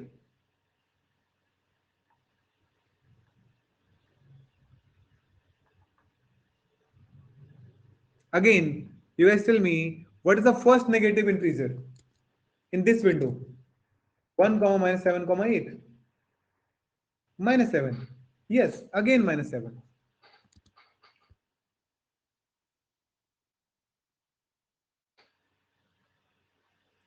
What about this window, guys? -7 to -7, 8, -15. What is the first negative integer? Here it will be good to understand. You can see this is the window -7, 8, -15. What is the first negative integer? What is the first negative integer there? -7 or -15? Why not -15? Guys, why not -15?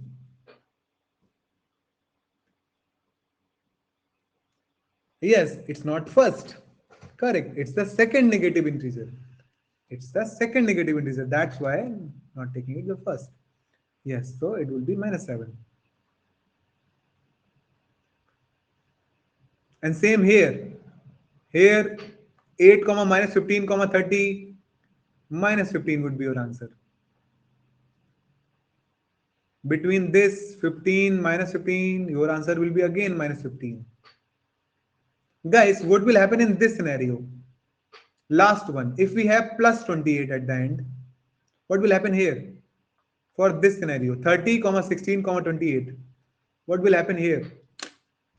What should be output here? 30 comma 16 comma 28.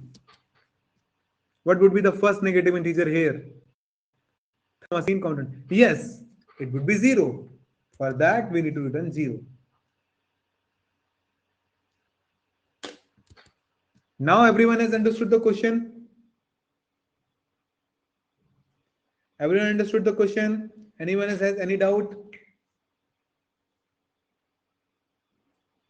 Yes, we need to return 0 at that place. Correct, Arar. We need to return 0 at that place. Okay, so now let's think about guys the sliding window pattern. Sliding window pattern. Anyone remember what we generally do in the sliding window pattern? Anyone remember? We take two variables I comma j. I will tell two while we use. Okay, yeah. In some scenarios we use two while as well. That's right. Yes, two pointers, left and right. So we mostly say it I and J. So I will tell you the sliding window starting position, and J will tell you the last position of sliding window. And every time we will increase our J. Correct? And you also remember once we are moving our sliding window, somehow we need to increase in some situations we might need to increase our ith index as well. Correct. And what was the formula where we see that our window has been hit? How we find out our window has been hit? So j minus I plus 1 is equal to k. Correct, guys? You remember j minus I plus 1? Yes, yes, Suraj. J minus I plus 1. Okay, guys. Okay, so now let's think about, because now we need to do little calculation here. Just the one smart logic we need to put here, which will give us every time the first negative integer. Okay, let's think about that. How can we find out first negative integer in a window? In a window. So let me clean it. Okay.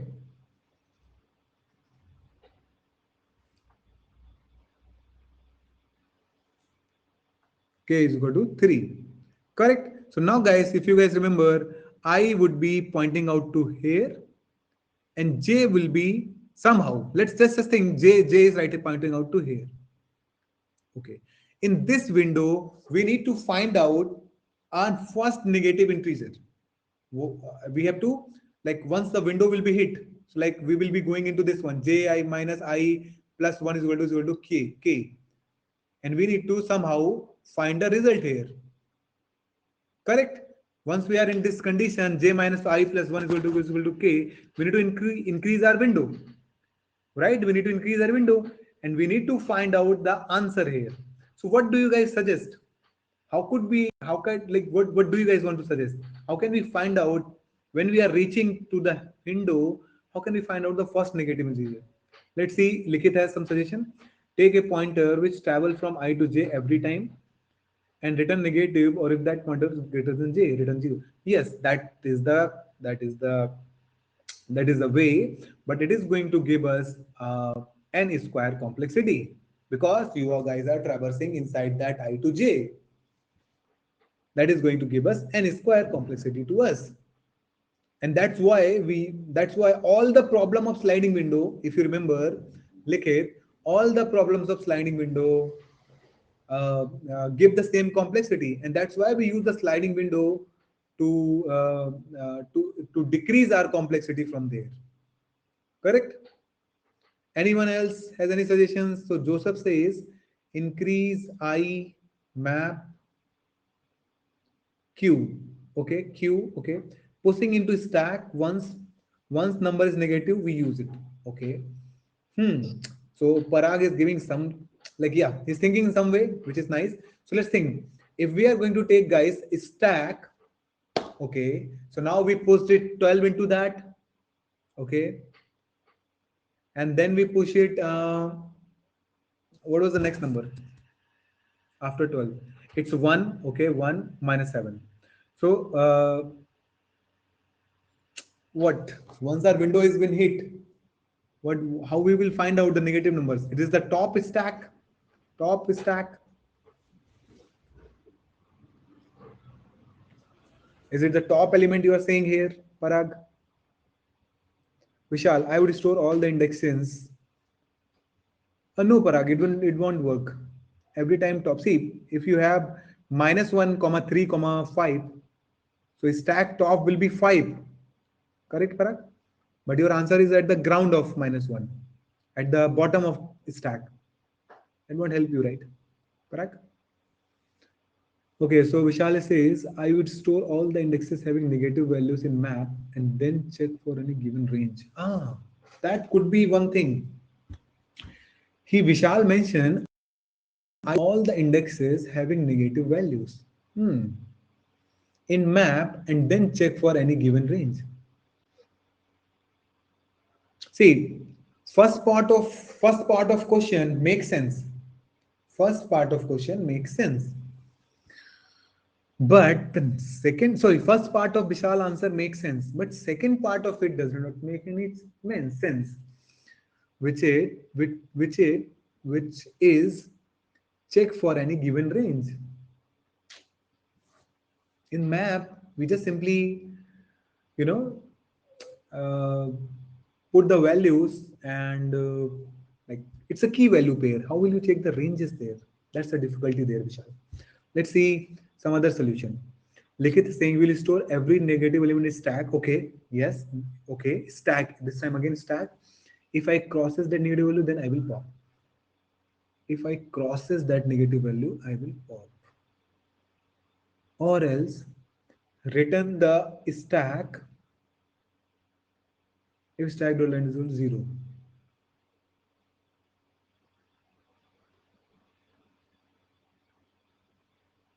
Oh, you mean crosses means when your I pointer move. But Likit, we only move our I pointer. We only move our I pointer when we have already done the calculation. When we have already done the calculation. Okay, so let's think about it. So you are storing only the negative integer in stack. So let's think. Let's think about this, guys. Let's think about it. Will it work or not? Let's think about it. So we have the stack here. Okay. Now our and we have only post -7 here. Correct. Only the negative integer value we posted.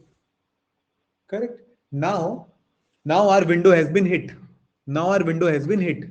So now Likit is saying we will increase our window, and then whatever element is in the top, we will print it out. Correct. Correct, Likit? That's what you're saying? We'll increase our window and we will pop it out, whatever the top element is there. Okay, let's do that. Let's do that. So let's move our I value to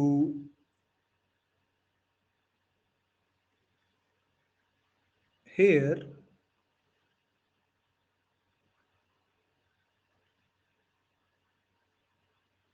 And pop this element, -7. And that would be our answer, -7 here. Correct, for the first window. Now let's move our j further. And we are coming at this window. What about now? Likit, what about now? We are stuck again, right?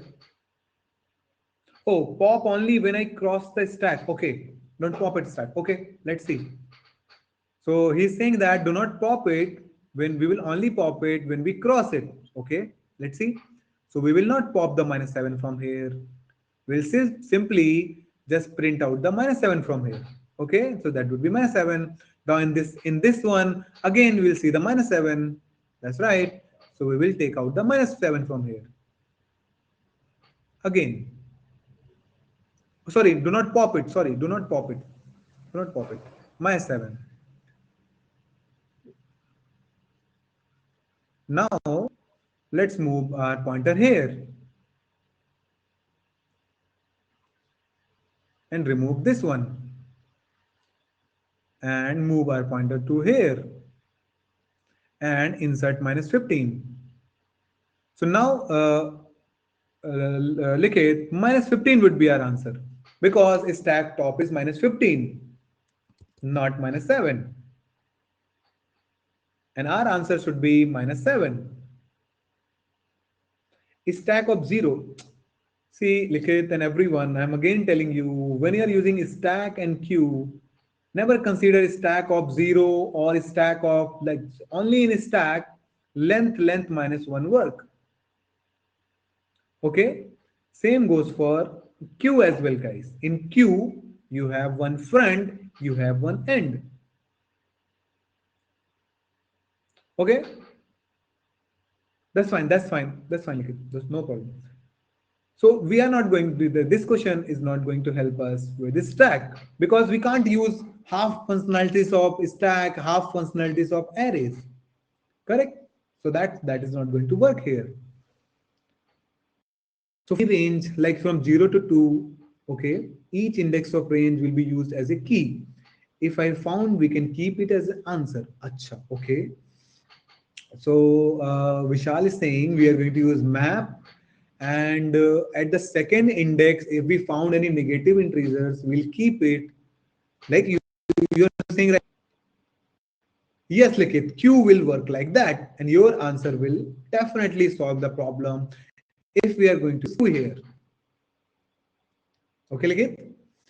So, but yeah, let's see what our friend Vishal is saying. Okay, yes, with Q, definitely this question is going to work. But let's see, Vishal has given us some ideas. So, but let's uh, think about that also. So, for ranges, in this, yeah. So Vishal, you are saving in the keys, you are saving the indexes, right? What you are traversing, and then in the values, you are keeping the values, like that, right? Let's see that.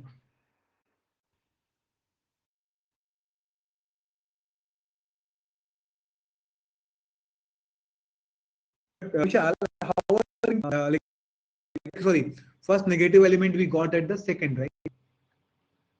So second and -7. Now our window is here. So like, how are you looking? How are you going to look into what value you are thinking here to look for your answer? See, Vishal, I have created this map for you where I'm keeping the negative value and the index of it. So you can see second index here. You can see here second index, which is keeping the value as -7 here, -7. So now my window has been hit here. So now my window is here, and starting point is here. So now I'm just trying to ask you here, what is the index you are looking like? How are you looking into the map for your answer?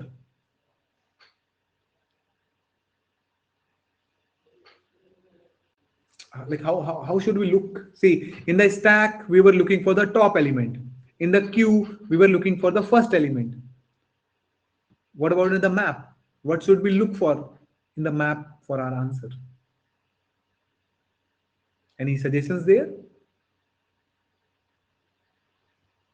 If I found index of window in the map, index of window means you mean the jth index?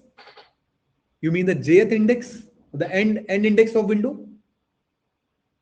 If I found in the index, if I found in the map, that's what you're saying, Vishal? यही बोल रहे हो ना तुम कि जहां window हमारी खत्म हो रही है उसका index, index of window. If that's what you are saying, no, it won't work. No. So which part, which index you are talking about here? Index of window?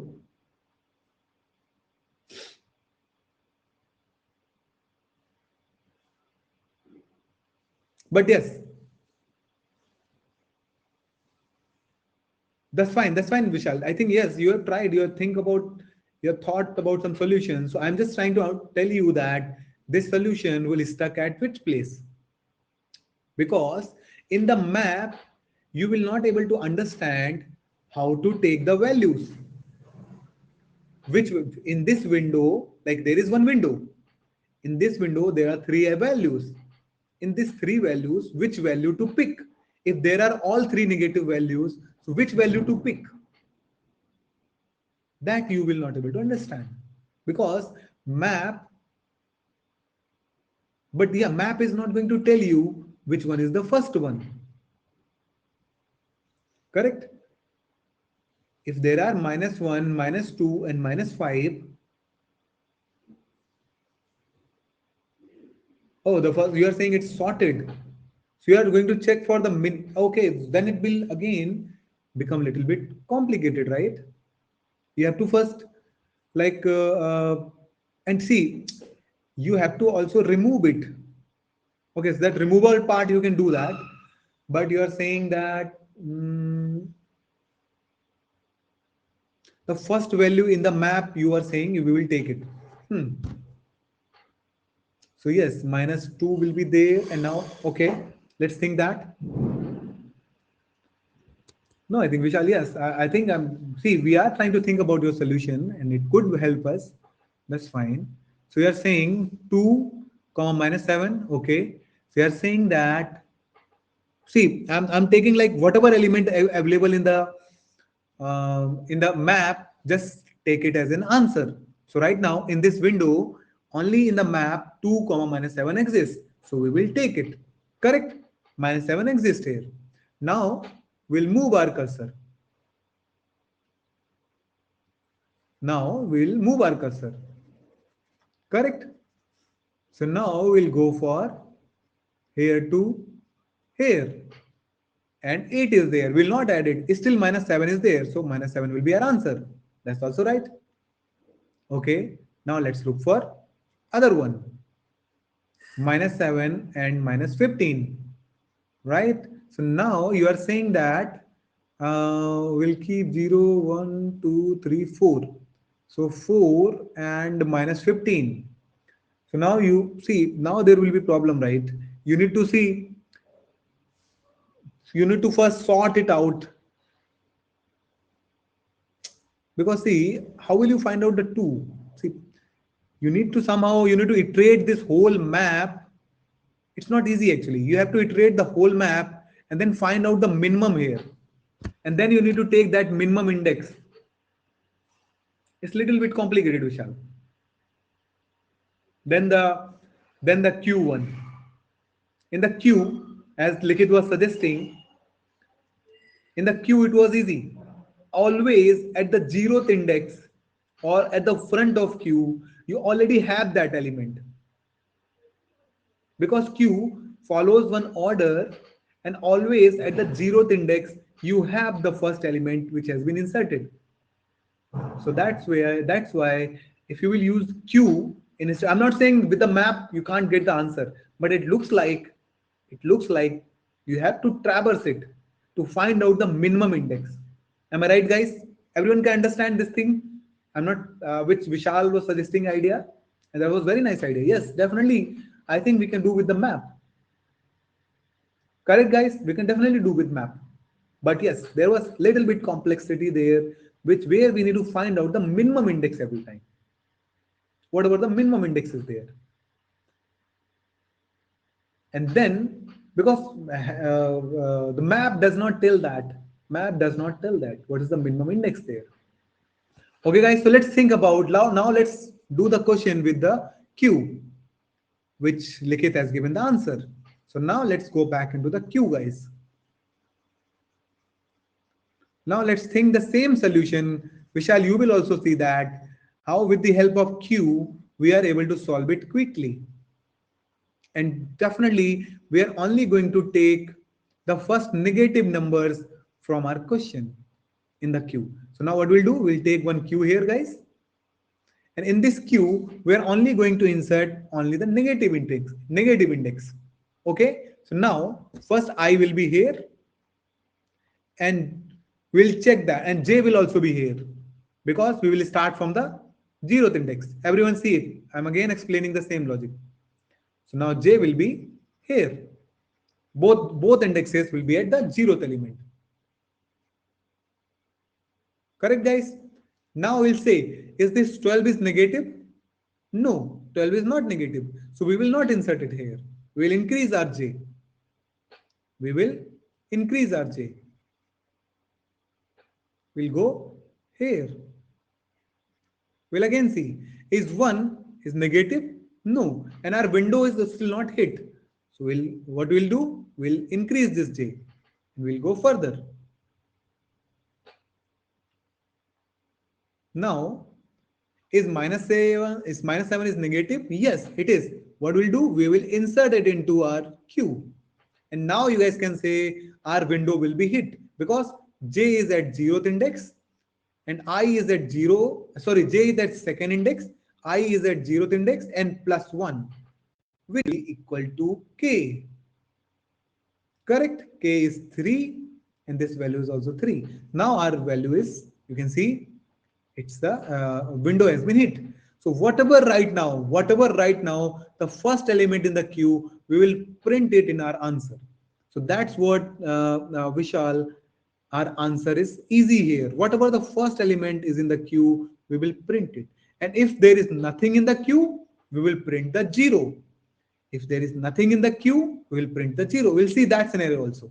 Okay. Now let's move further. Because our window has been increased, we will check that wherever right now I is, that element exists in the queue. No, it does not.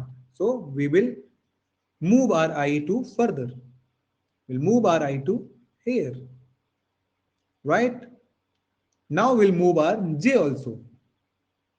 Again, we'll check the first condition. Is 8 is negative? No, it is not negative. So we'll not insert it into the queue.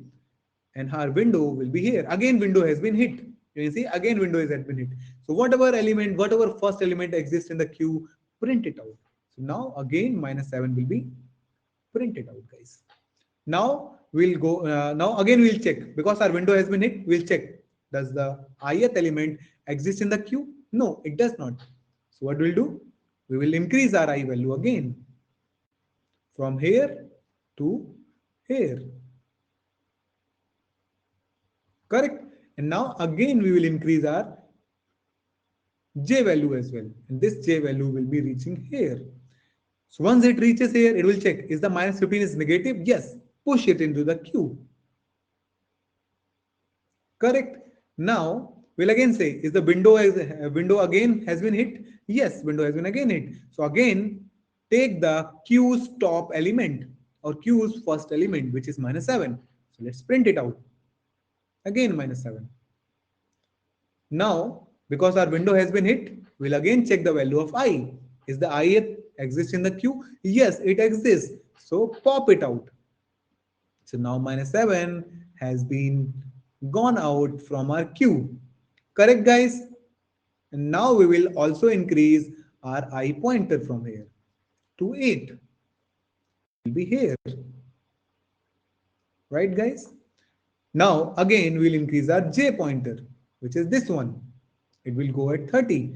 Is 30 is negative? No, it's not. So we'll not insert it. We'll again check because our window has been hit. So first condition to check, what is the top element in our in our queue? It's a minus 15. So we'll keep the minus 15 as our answer. Okay, guys. Again check, is the ith element is in the queue top? No, it's not. So we will increase our 8 a little bit further. Okay. Now increase our J as well.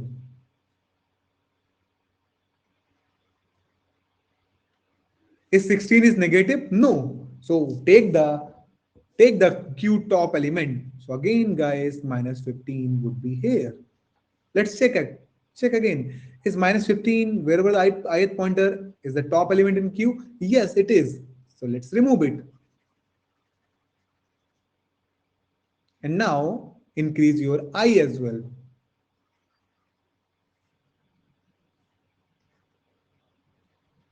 Increase your I here.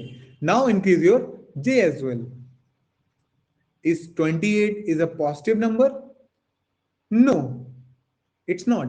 So we will not insert it into the queue. Now we'll check. Window again has been hit. Is there any element in the queue? No. If there is no element in the queue, just do the 0 here.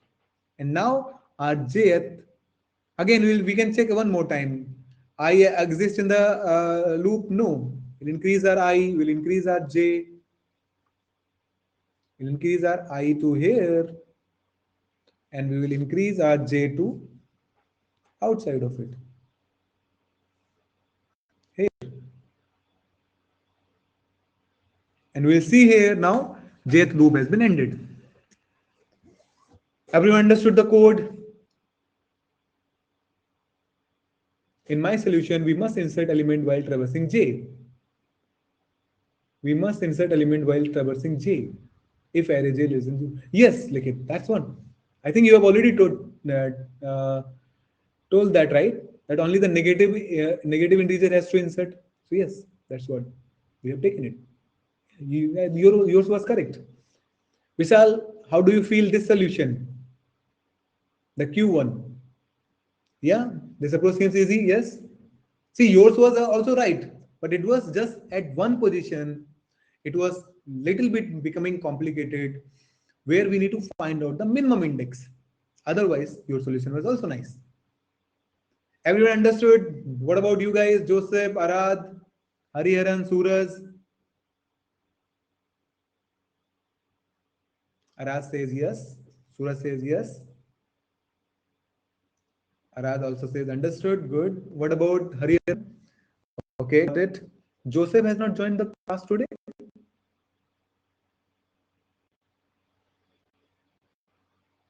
Okay, I think he has not. He was there. Might be some network issue. No problem. You can see the recordings later. Okay, now let's jump into the code, guys. I think it's easy code, but yeah, let's see that quickly. Yeah.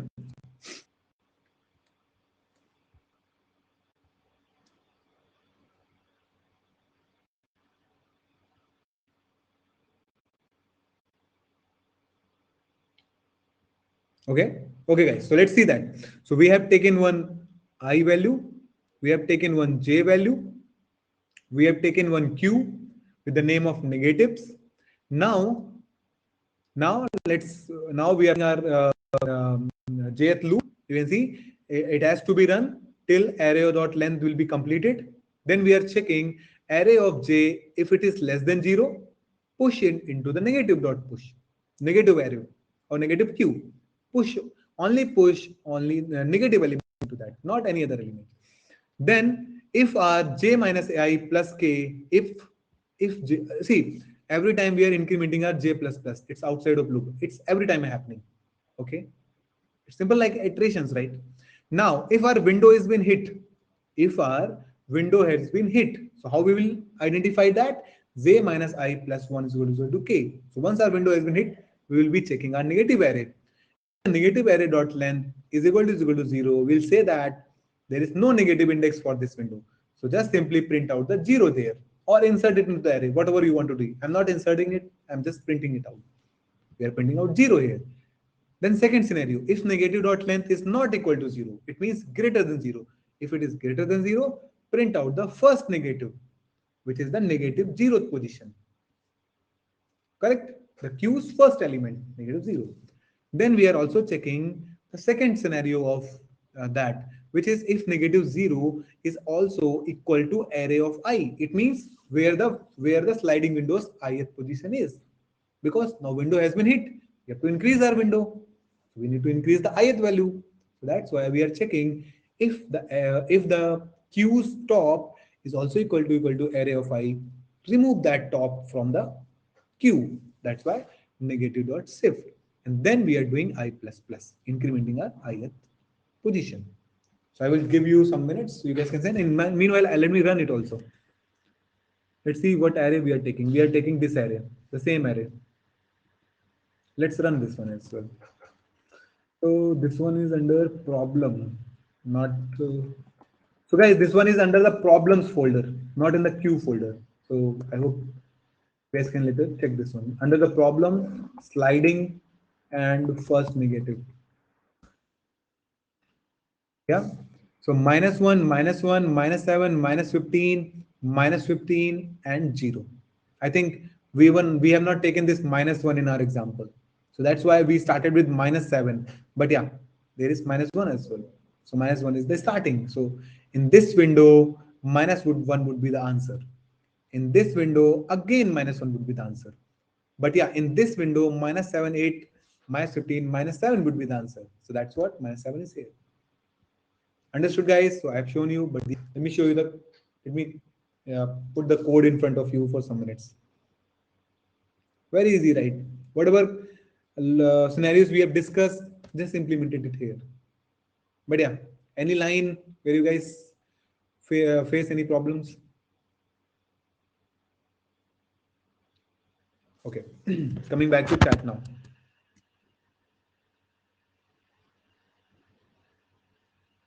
It's not written 0 for last. It's not written 0. You see this one? Console.log 0. We are printing out if negatives length is equal to 0. So Hariharan, we have not created a function here. We are just simply writing out the let and while. See, you can see nowhere we have created any function. That's why we are not returning anything. We are simply printing out.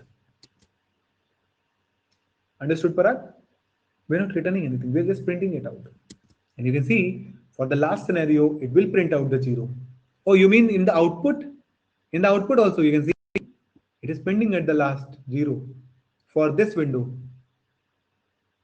30, 16, 28 for this window. 30, 16, 28. It is printing 0. Are we good, Parag? Oh, it's there, but in different way. Oh yeah, I actually put the different console value. No negative index for this window. So that's why it is looking a little bit different there. Okay, yeah, it's there. Got it, guys? Anyone has any questions here? Parag, got it now? Yeah. What about Hariharan, Suraj? What about you guys?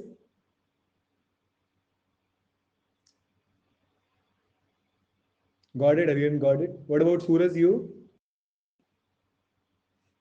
Clear? Okay, great. So I think yes, everyone got it, right? Crystal clear. Oh, nice, nice. So I think yeah, that was the last problem, guys. So now we can jump back to our circular tour one and understand the logic of it. Correct, guys? We can come back to our circular tour one and understand the logic for that. So okay, so let's go back to our question.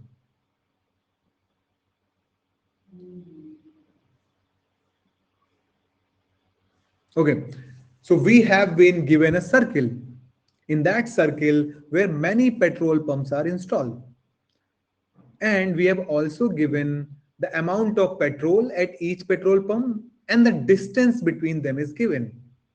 And your task is to find out the first point in the circle where a truck can complete its first circle.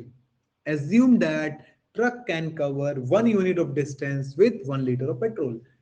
So like somewhere they give input like this, but if you see the LeetCode problem, they have given two different arrays. So we are going to take the LeetCode one, the gas station problem.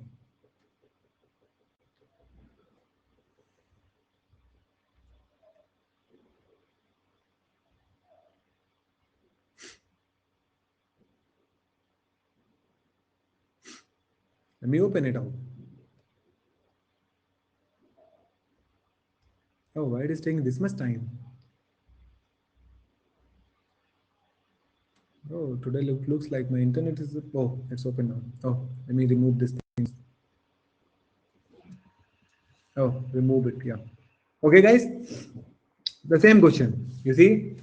So they have been given us petrol or gas, and they have been given us cost array. Two arrays, two separate arrays they have given us, and we need to find out. So see, let me just show you what this question is telling you. But I know you guys have already know it, right? We have already done this question, right, guys? We already done this question, right? Okay. So, so like if you guys have any other question in a queue which you want to ask, we can do that also. Like you can see here in the queue, we have different subarray, first non-repeating subarray. We go for that. You don't want to do the circular tour, or we are good with the circular tour. Should we go for circular tour?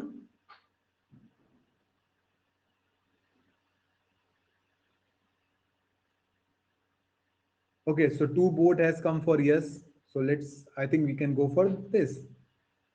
Might be they, okay, three boat has come for this. Okay, let's go for the circular tour then. Okay. Okay, guys. Saturday problem doubt. Saturday it was a stack. Yeah, which problem, Joseph?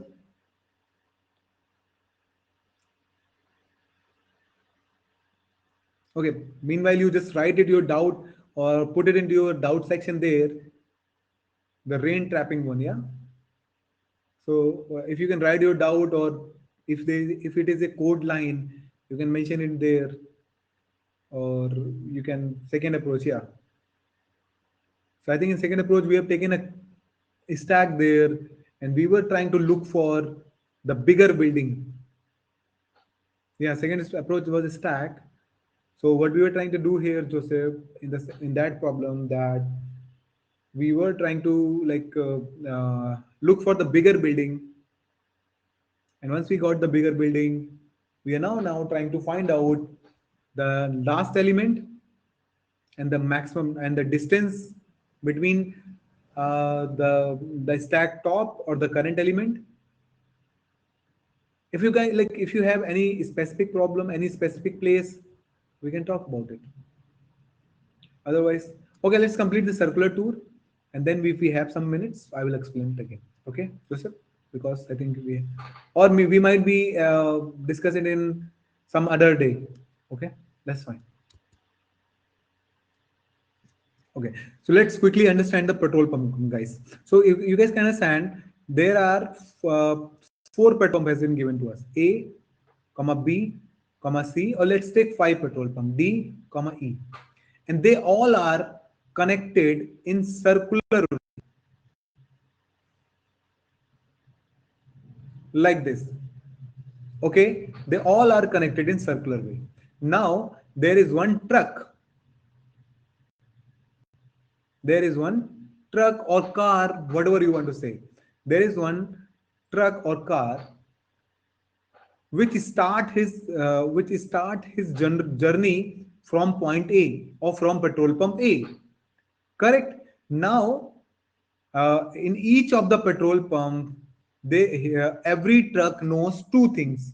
Every truck knows two things: gas and cost. In each petrol pump, every truck knows two things: gas or petrol. We can say gas or petrol as well. Both are same thing. In US, they say this petrol is a gas there, and in India we say petrol, diesels like that. Yeah, and cost. So see, in each petrol pump or in the gas station, we can say they have some values like this. Let me take some input from here, like 4,6, like 4,6. 4, comma 6. This one has 6, comma 5. What about the 7, comma 3 and 4, comma 5? Oh, we do not have E there. So let's remove the E. Not needed. We can start this arrow from D also.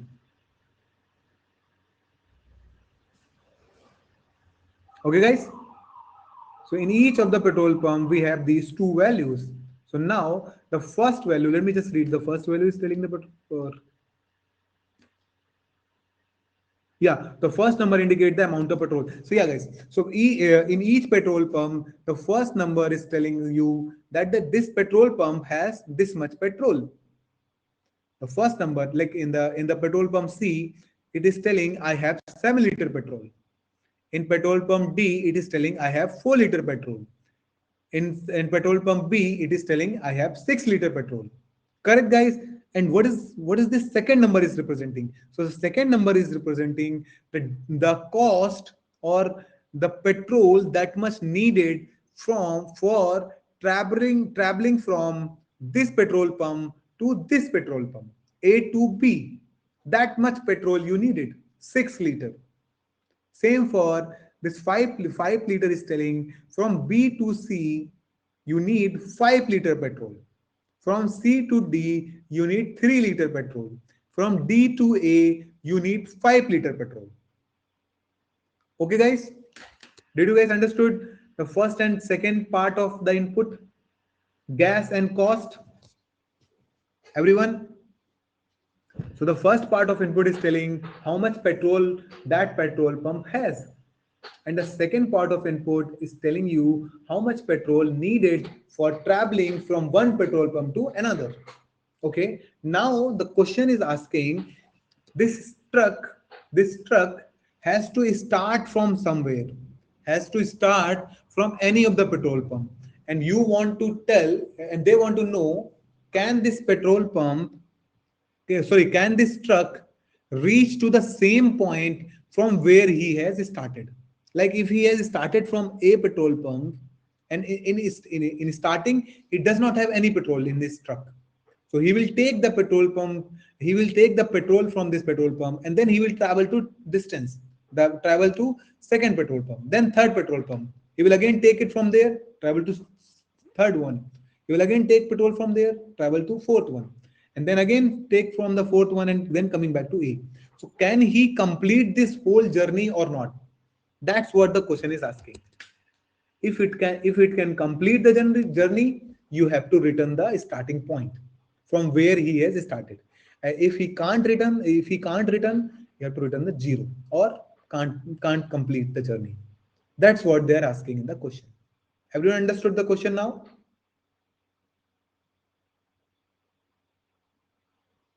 Everyone understood?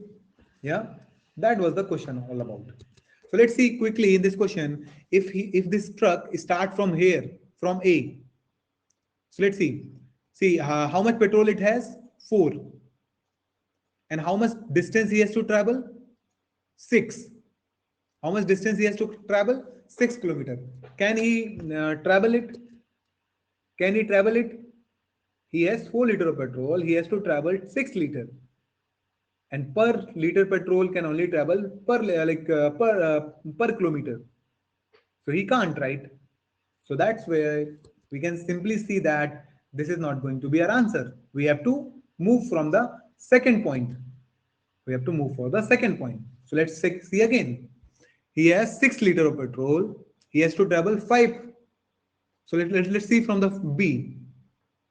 And let's take one variable here called extra fuel. And how the extra fuel will be calculated? Distance minus current fuel. Correct? So distance is or 1 minute. Current fuel minus distance, sorry. Not, I've written it opposite. Extra fuel would be current fuel minus distance. Correct, guys?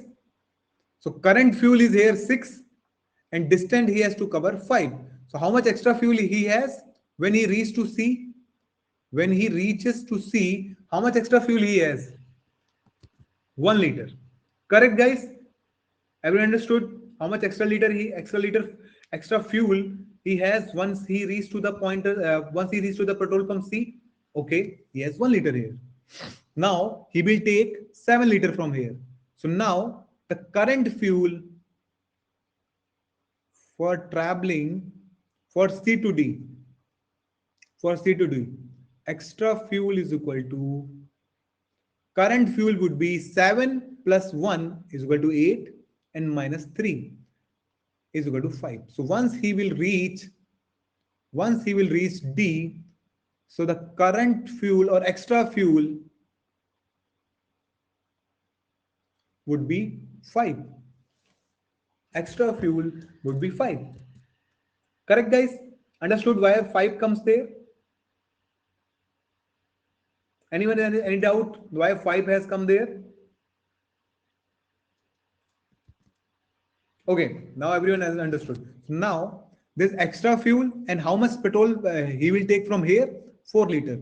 So now again for D2A, for D2A, how much petrol he has? 5 plus 4 9 and minus distance 9 minus 5 is equal to 4. So once he reaches to A, he has extra fuel as 4 liter. Am I right, guys? Once he reaches to A, he has extra fuel as a 4 liter. Hariharan says no. Yes, now. Okay. So he has extra fuel as a 4 liter. Now 4 liter and current petrol is current petrol in this petrol pump is 4 liter. So now for moving A to B, he has how much total petrol? 8 liter. And how much distance he has to cover? 6. 8 minus 6 is equal to 2.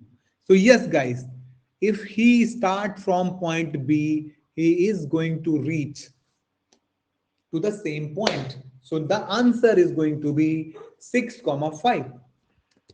Answer is going to be 6, 5. Understood, guys? Suraj Singh says 4. Mistake is there. Okay, what is that? Extra fuel is 4 and he has taken 4, 8 minus 6 is equal to 2. What mistake, Suraj? He routed by mistake. Which one I routed by mistake? Which part, guys?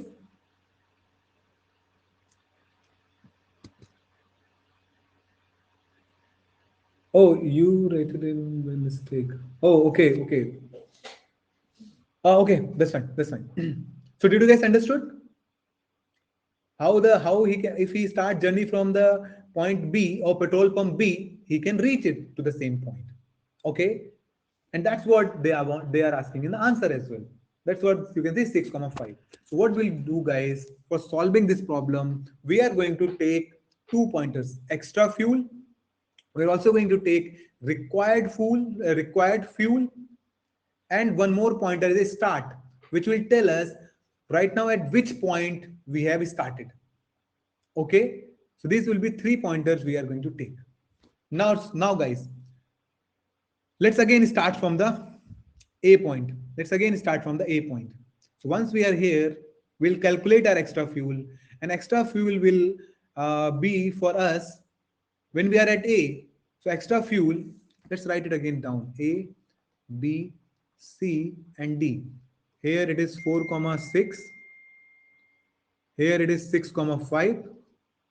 Here it is 7, 3. Here it is 4, 5. So now extra fuel between A comma B. So guys, in starting, extra fuel would be 0. Required fuel would be 0.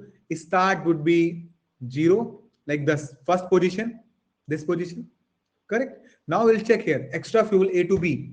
So 4 minus 6 will be, which will give us minus 2. Am I right, guys?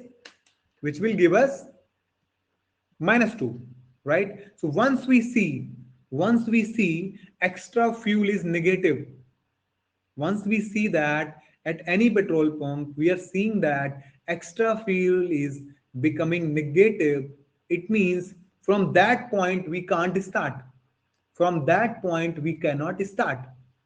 Correct, guys? So we are going to increase our start to first position and going to update this required fuel to -2. Whatever required fuel is needed, -2.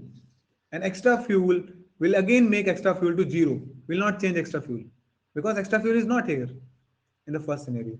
So extra fuel is still 0. Correct, guys? Now we are going for the next index. Definitely, 0th index cannot be our answer. Okay, now let's look for from this point.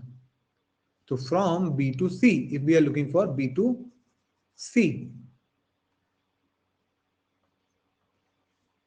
So extra fuel would be 6 minus 5 is equal to 1. Okay, extra fuel is not negative. Okay, there is one chance we can start journey from here.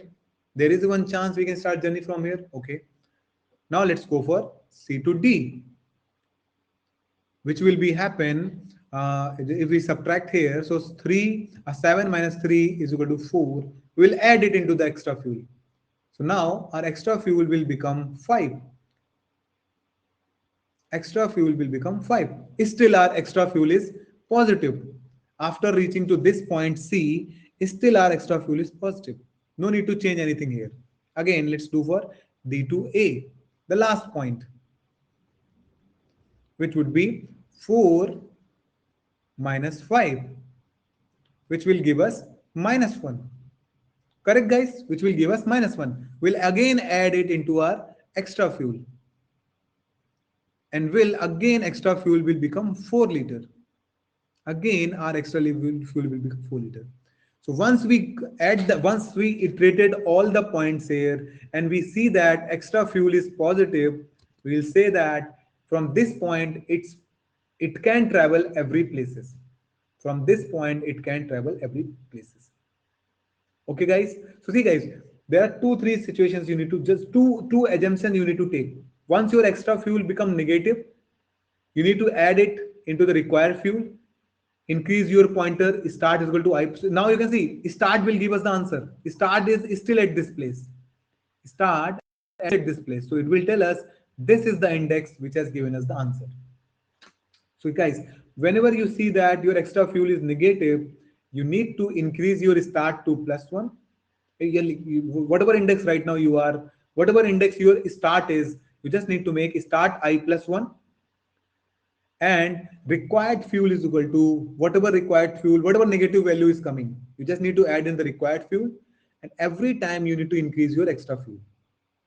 And at the end, you can also check that if your extra fuel plus required fuel is greater than 0, it means that start is your point. Wherever right now start is, that would be your point. And if your extra fuel and required fuel is not greater than 0, you need to return -1, or you need to return not possible. In this whole loop, not possible from anywhere. And that's what I will show you quickly the code also for that, guys. You can see I have taken 2 arrays for that, gas and cost. Gas is petrol array and cost is this one. I have taken 3 pointers: start, extra fuel, required fuel. I am just running my loop over the gas.length. First, calculating the difference, you can see petrol minus distance, gas minus cost. I got the extra fuel. I'm checking is the extra fuel is negative. If not, just simply add everything in extra fuel.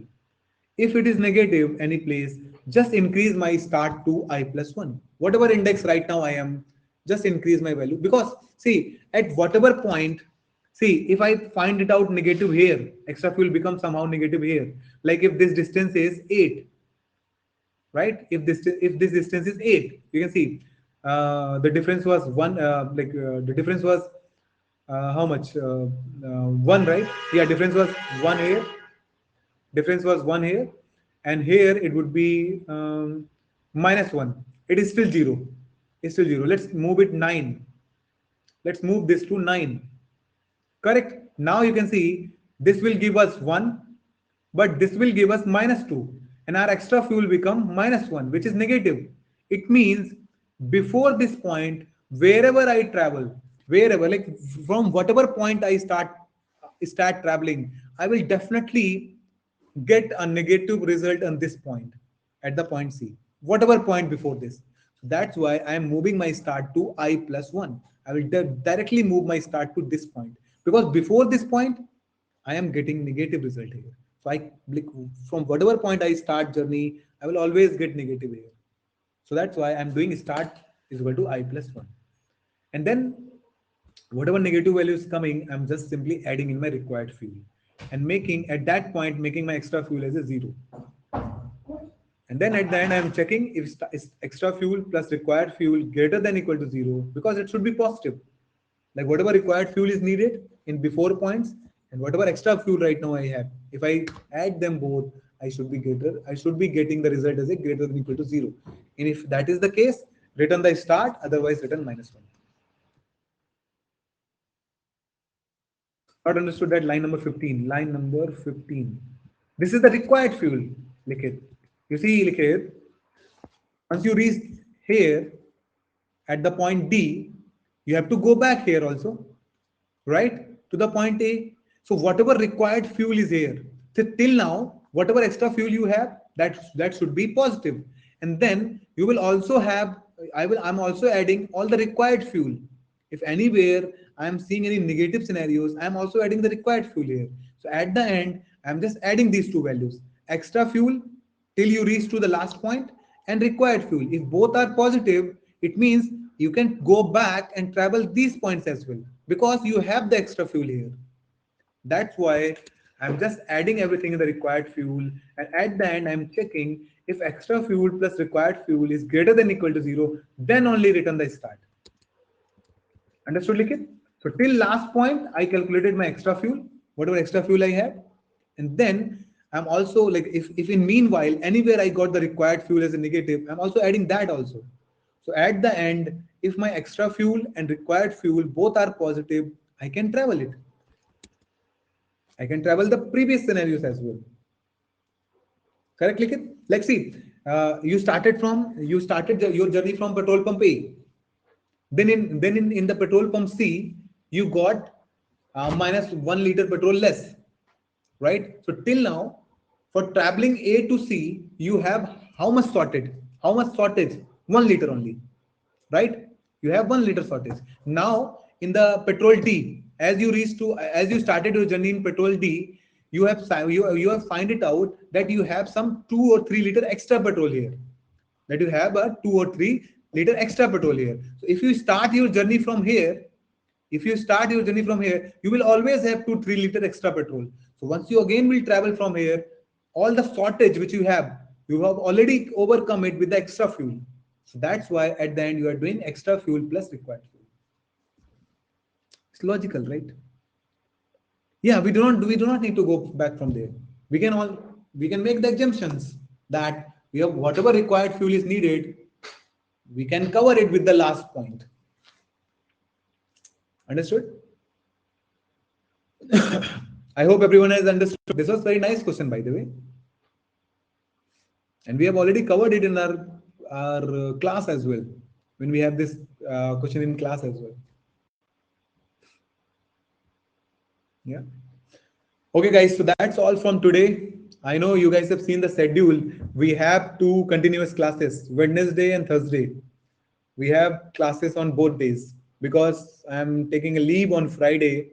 So I asked Ansul if I can take it on Thursday. So I hope you guys are also comfortable with that on Thursday. Okay, that's great. Then I think we will have our next class on Saturday. So Wednesday, Thursday. Then we have on Saturday. Yeah. Joseph saying, why not? Yeah, why not? We'll take the class on that day also, Thursday. Yeah. Okay, guys. So that's all from today. I hope you enjoyed some of the interesting questions here. And for the first one, I will look into that and I will reply on that on tomorrow morning. Okay, not tonight. We'll take a rest from here, and then tomorrow morning I will look into that question, the first one, and then if there is anything problematic in that question, I will reply there. Okay, guys. So that's all from today. Good night, guys. We'll meet soon on Wednesday. Bye bye. And please do practice. You can see now the queue has been completed. Stack and queue has been completed. We are not going to talk about them again. It's completed. We are going to talk about them in like different problems, definitely in trees. But yeah, obviously they are completed. Now you have to start practicing on LeetCode or different coding platforms. You have to make your, because now your basics should be totally clear. And with basics, I think you guys also now have some thoughts in your mind that if there are some problems, you can think about it. Is this the sliding window problem, or is this BFS traversals? You have now these thoughts as well. After these revisions, we'll go to graphs. I am not sure, Likhit. You have to ask this to Ansul or the Relable team, because it looks like on the next Monday, that is going to be our last class. And till now, I have seen the course. We are going to revise some of the previous topics. So till now, I think we are not going to talk about graphs. But yeah, you can talk with Ansul or the Relable faculties. Will you take the next module to? I have not decided till now about the next module. So if I am going to take that one, so you guys will be updated there. Yeah. I think yeah, graphs not in schedule. Yeah. Okay, guys. So let's go for sleep, and please do the practice. That would be great if you take next module. So I'm not sure about that, but yeah, we'll see that, Likit and Ekta. Sure. And but I will always be available in LinkedIn, guys, and I would be happy if you guys continuously solve the problems in LeetCode. So Ansul is here, I think. Yeah, so he's saying that graph is not in our course.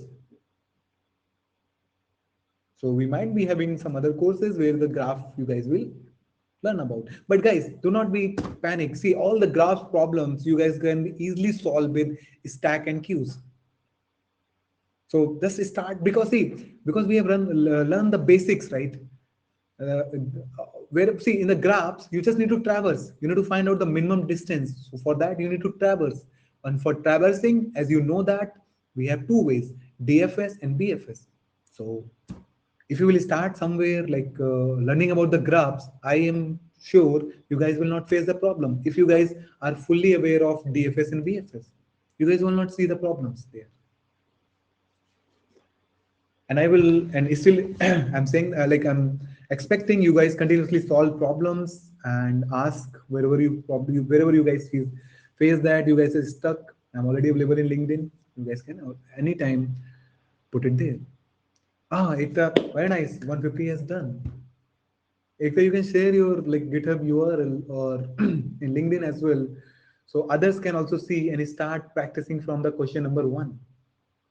For everyone, Joseph, Hariharan, Arad, Likhit, and Nilanjan. I'm not seeing Nilanjan from very long. I'm not sure what's happening with Nilanjan. He has joined some of the classes, but he didn't. I'm not seeing his reply from very long back. So yeah, so everyone start from the question 1. Do not think like Ekta has reached to 151. You can't reach. Everyone can reach there. Just need to start it. Yeah, see, Arad has also reached to 40. So everyone just has to start it. You guys, everyone just start it. Everyone will reach there. Okay, guys. So that's all from today. Why you want to start from 151, Vishal? Start from question number 1. Or start from easy questions, I would say. Start from easy questions for stack and queue. And then that's fine if you're starting randomly as well.